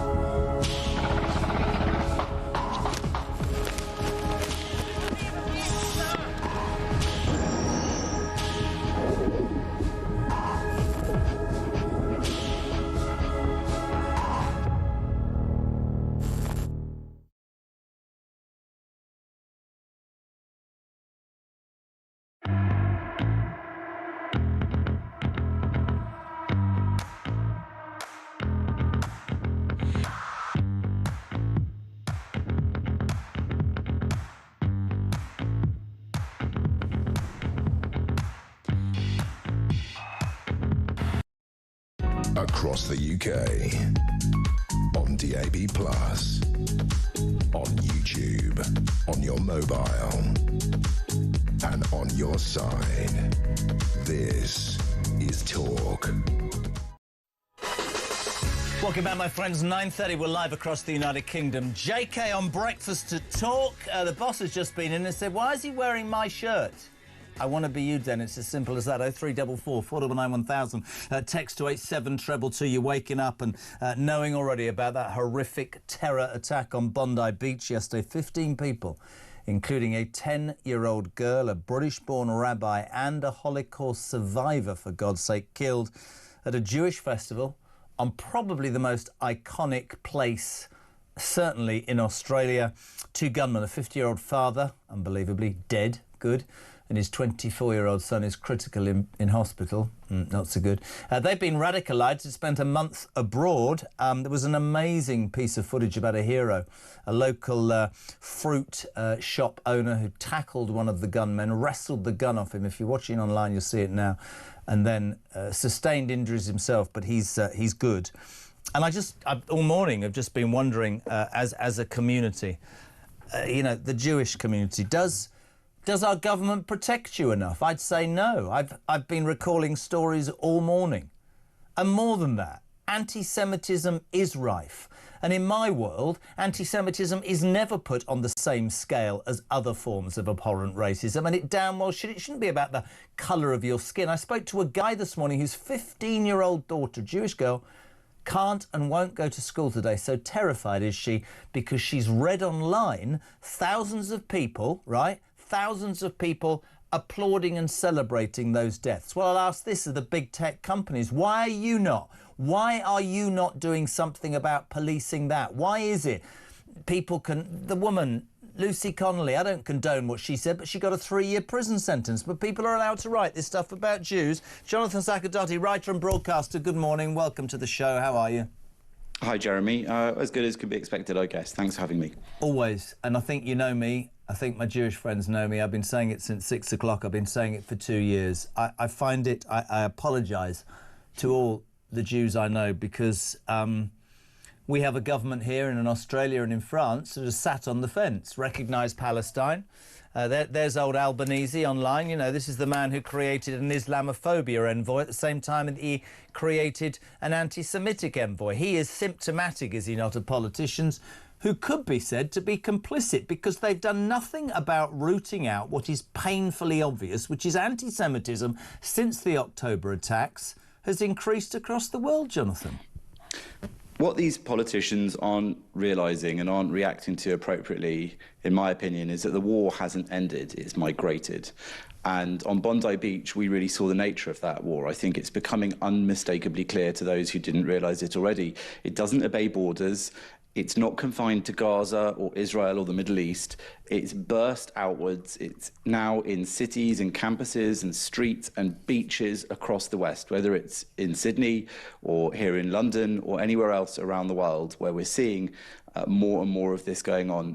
It's a sort of postmodern war. It's dispersed in geography.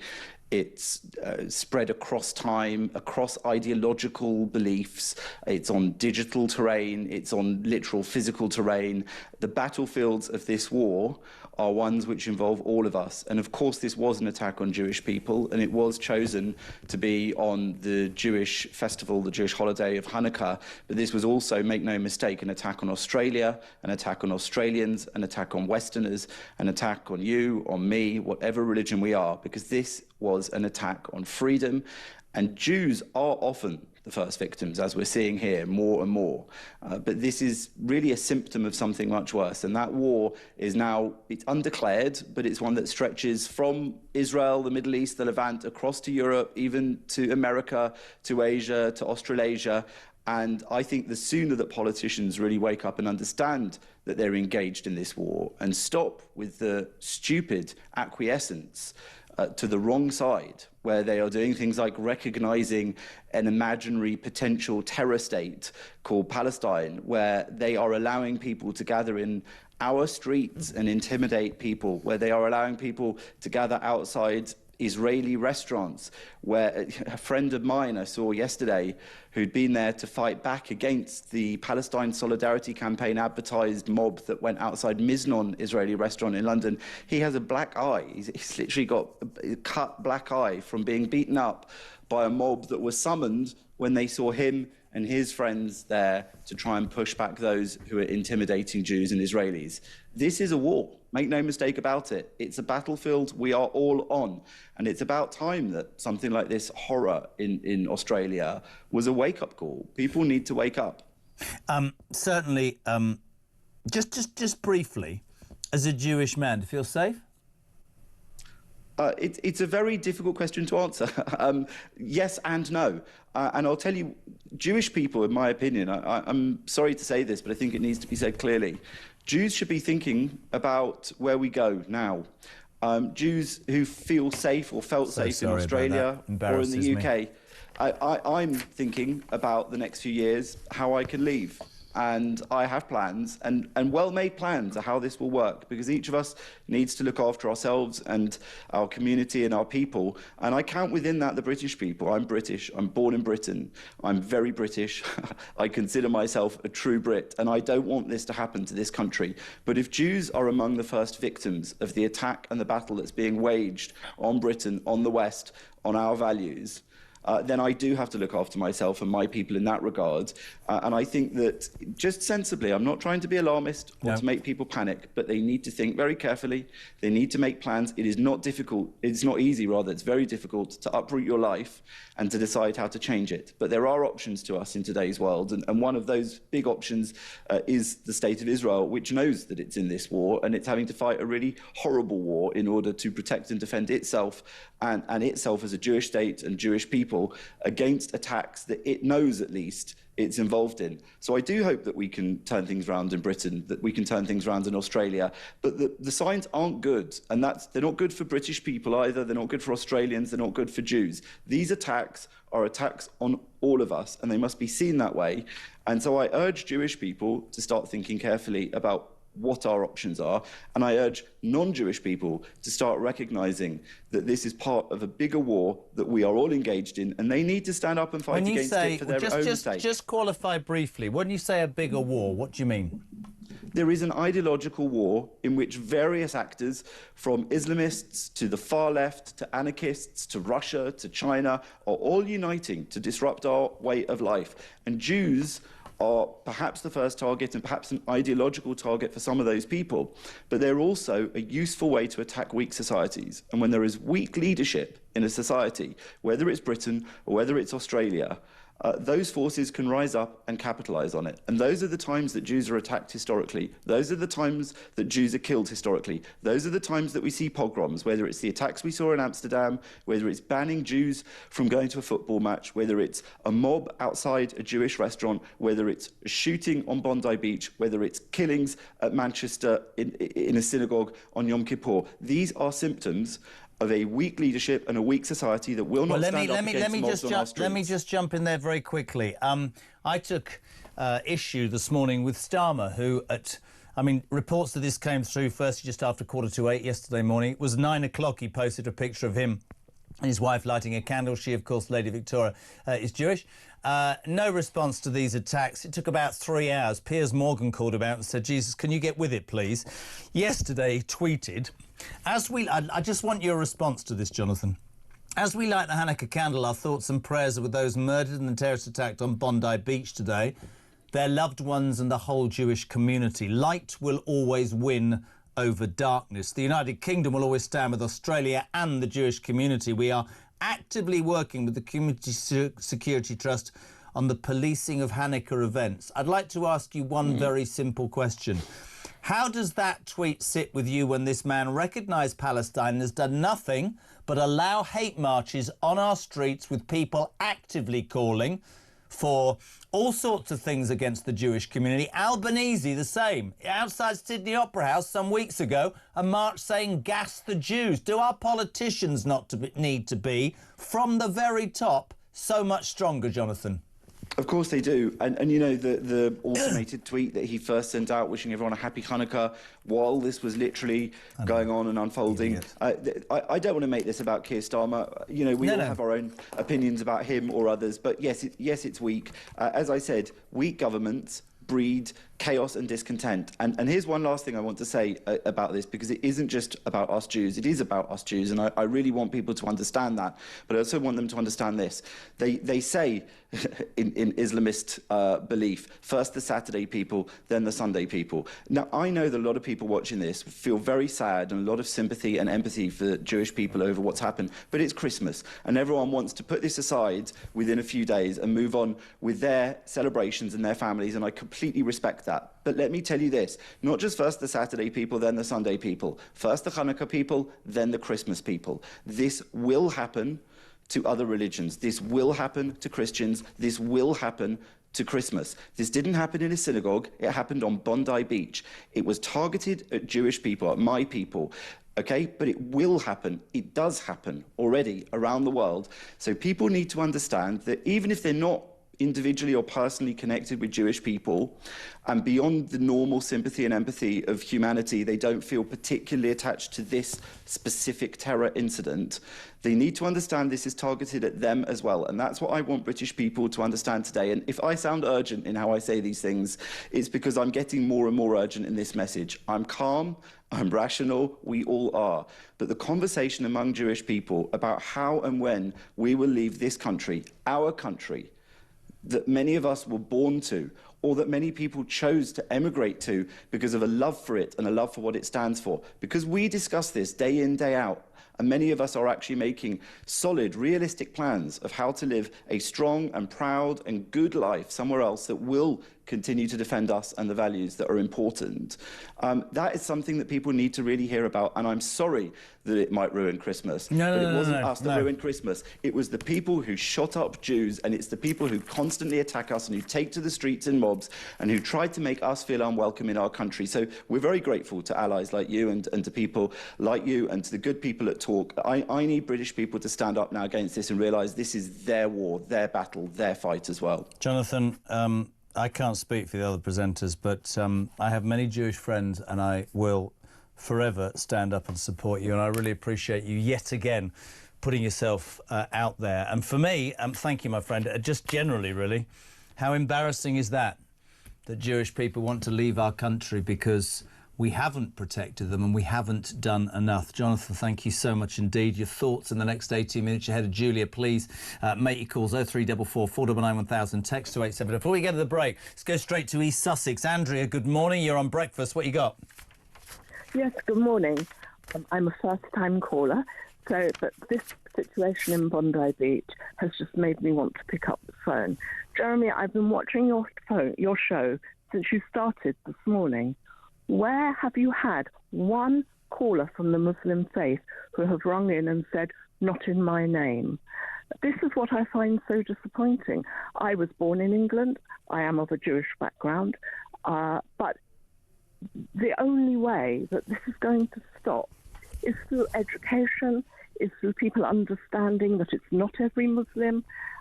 But where are the people from the Muslim faith who stand up and say this isn't right?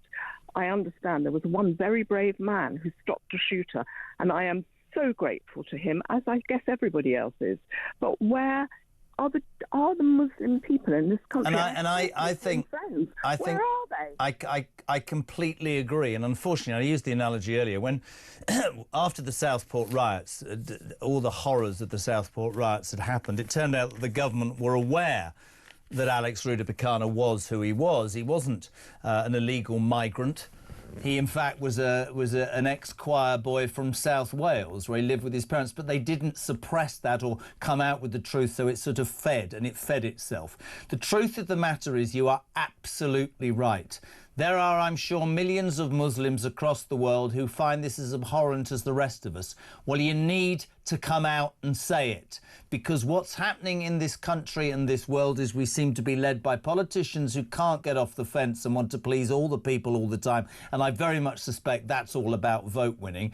But when I hear my Jewish friends like Jonathan saying they're making active plans to already leave the United Kingdom, that breaks my heart. And I'll repeat something I said at 6 o'clock, whether it makes me unpopular or not, right? The Jewish community being conflated with what's happening in Gaza. Nobody likes what's happening in Gaza. I don't like what's happening in Gaza. War's horrible, blah, blah. But if my friends' kids can't wear their bloody blazers on a school bus without being abused, if a bloke has to ring me and say his 15-year-old daughter is too scared to go to school today because she has seen people celebrating the deaths of these 15 Jewish victims, then there's something wrong with the world, Andrea, in my mind. Do you know what I mean? Terrible. I agree. You know, I listened to your previous caller, who was fantastic. But you know what? I'm 70 years old. I don't want to leave this country. My Jewish friends have this conversation all the time. Where will we go? Where can we go? I don't want to go anywhere, Jeremy. I want to stay here. This is my home. This is where I've lived all my life. My family came here in the 1890s. We're British. And if somebody asked me what I am, I would say British first and from a Jewish background second. I'm British. I don't want to leave this country. But what I want is people from this community. There must be... I have Muslim friends who don't agree with everything that's going on, but they won't stand up and say so. Why? What are they actually afraid of? Listen, I completely agree. Andrea, first-time caller, keep it talk. We appreciate your involvement from East Sussex. Call us to 10, this is Talk.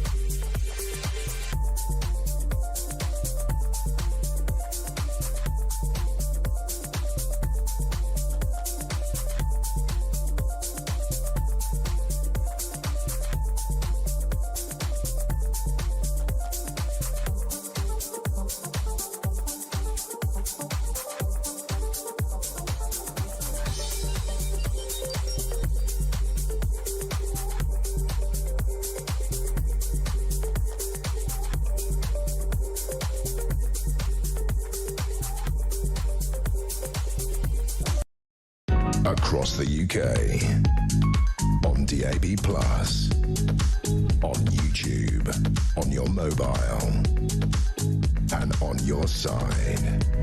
This is Talk. Welcome back. Talk Breakfast. We're only here for 13 more minutes. Where's this morning gone? Thank you to everybody who's tried to get involved. So many of you have texted. Jez, tell your Jewish caller Natalie we are not all the same. This veteran will stand and protect her. It was a promise I made at 17 years of age, says Tim. Bruce, good morning, Jez. It's been troubling me why attacks on Jewish people are not called racism if British mums protest and stick up for their children's safety. Starmer brands them as racist thugs and promises to stamp on them, calling them far right. If a father and son walk about slaughtering Jewish people and children, they are anti-Semitic, and Starmer says nothing as strong as he does against racist mums. It's racism against Jews. Call it what it is. Racism is racism, and it has no place in this world, and I stand with the Jewish community worldwide. Good morning to Mike. Very difficult to watch broadcast from Australia yesterday, Jez, but equally hard to watch is the sight of Palestinian children killed by Israeli terrorists, which is the main reason for increasing Semitism. Your far-right media never mentioned that elephant in the room. I just did. I don't like the conflation between what's going on in Gaza associated with young people over here, but you make the point, you say, you know, your far-right media never mentioned the elephant in the room. I just did. I don't like Gaza. But are you telling me that school children that go in the bus in their uniforms in North London are responsible for what Netanyahu's doing in Gaza? And war's not nice, is it? And how did this start? It started 2 years ago in October, Mike. But listen, we can have different views on that. Don't like what I see out there. But I don't think it is right anymore to hide away from the fact that anti-Semitism is as abhorrent as any other racism. That's all I'm saying. Oh, this is a little bit different. I have some sympathy with the doctors. What?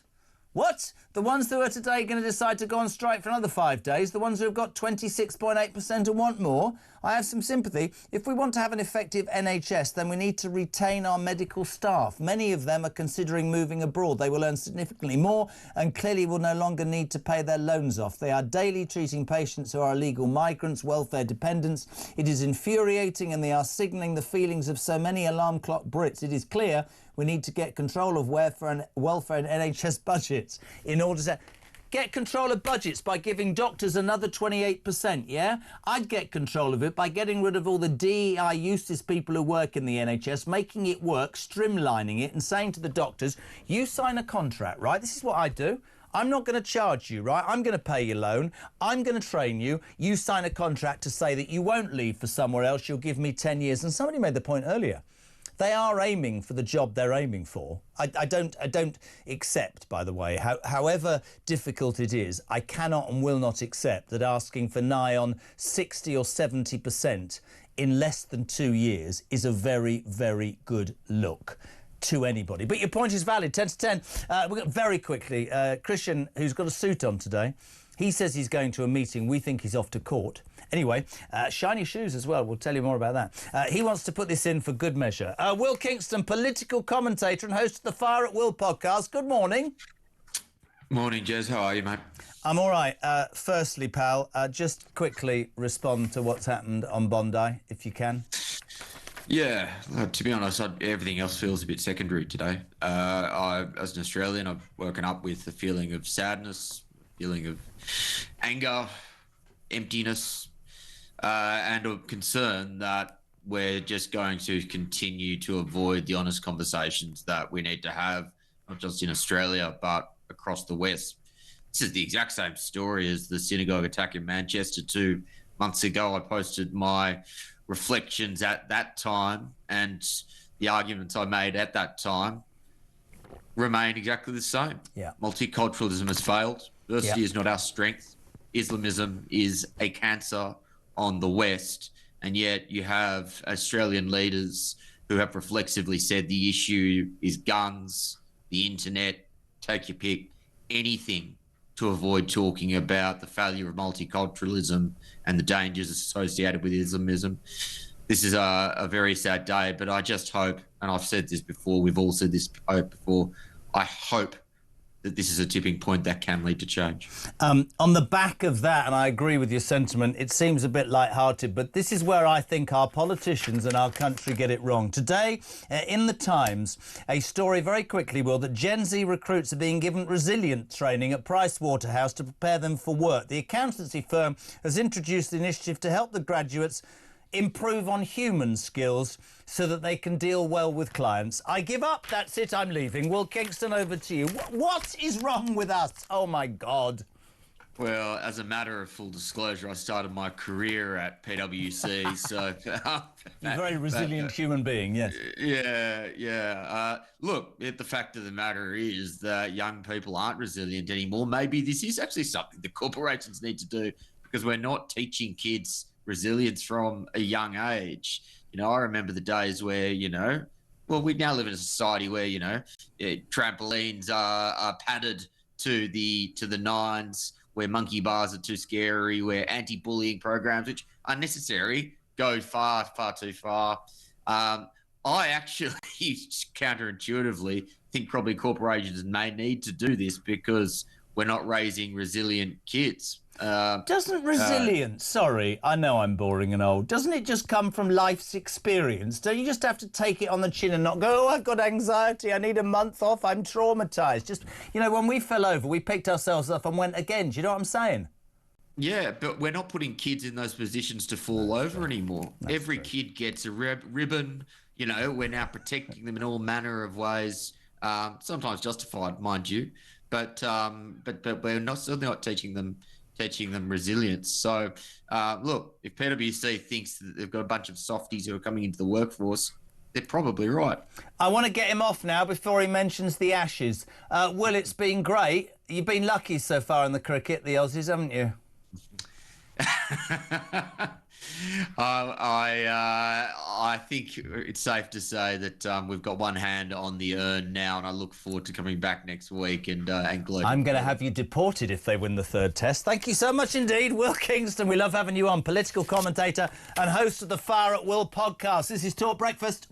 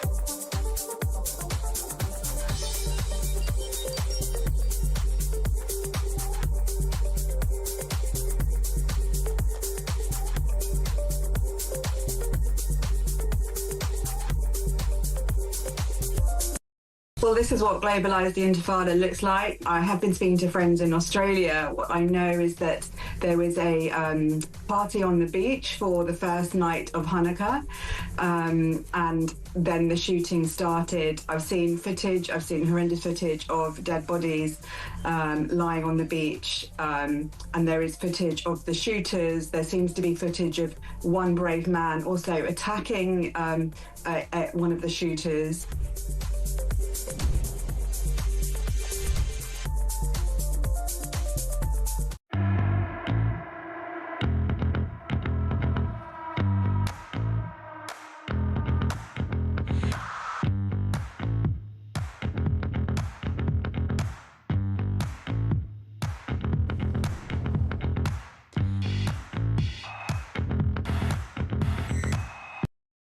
Across the UK, on DAB+,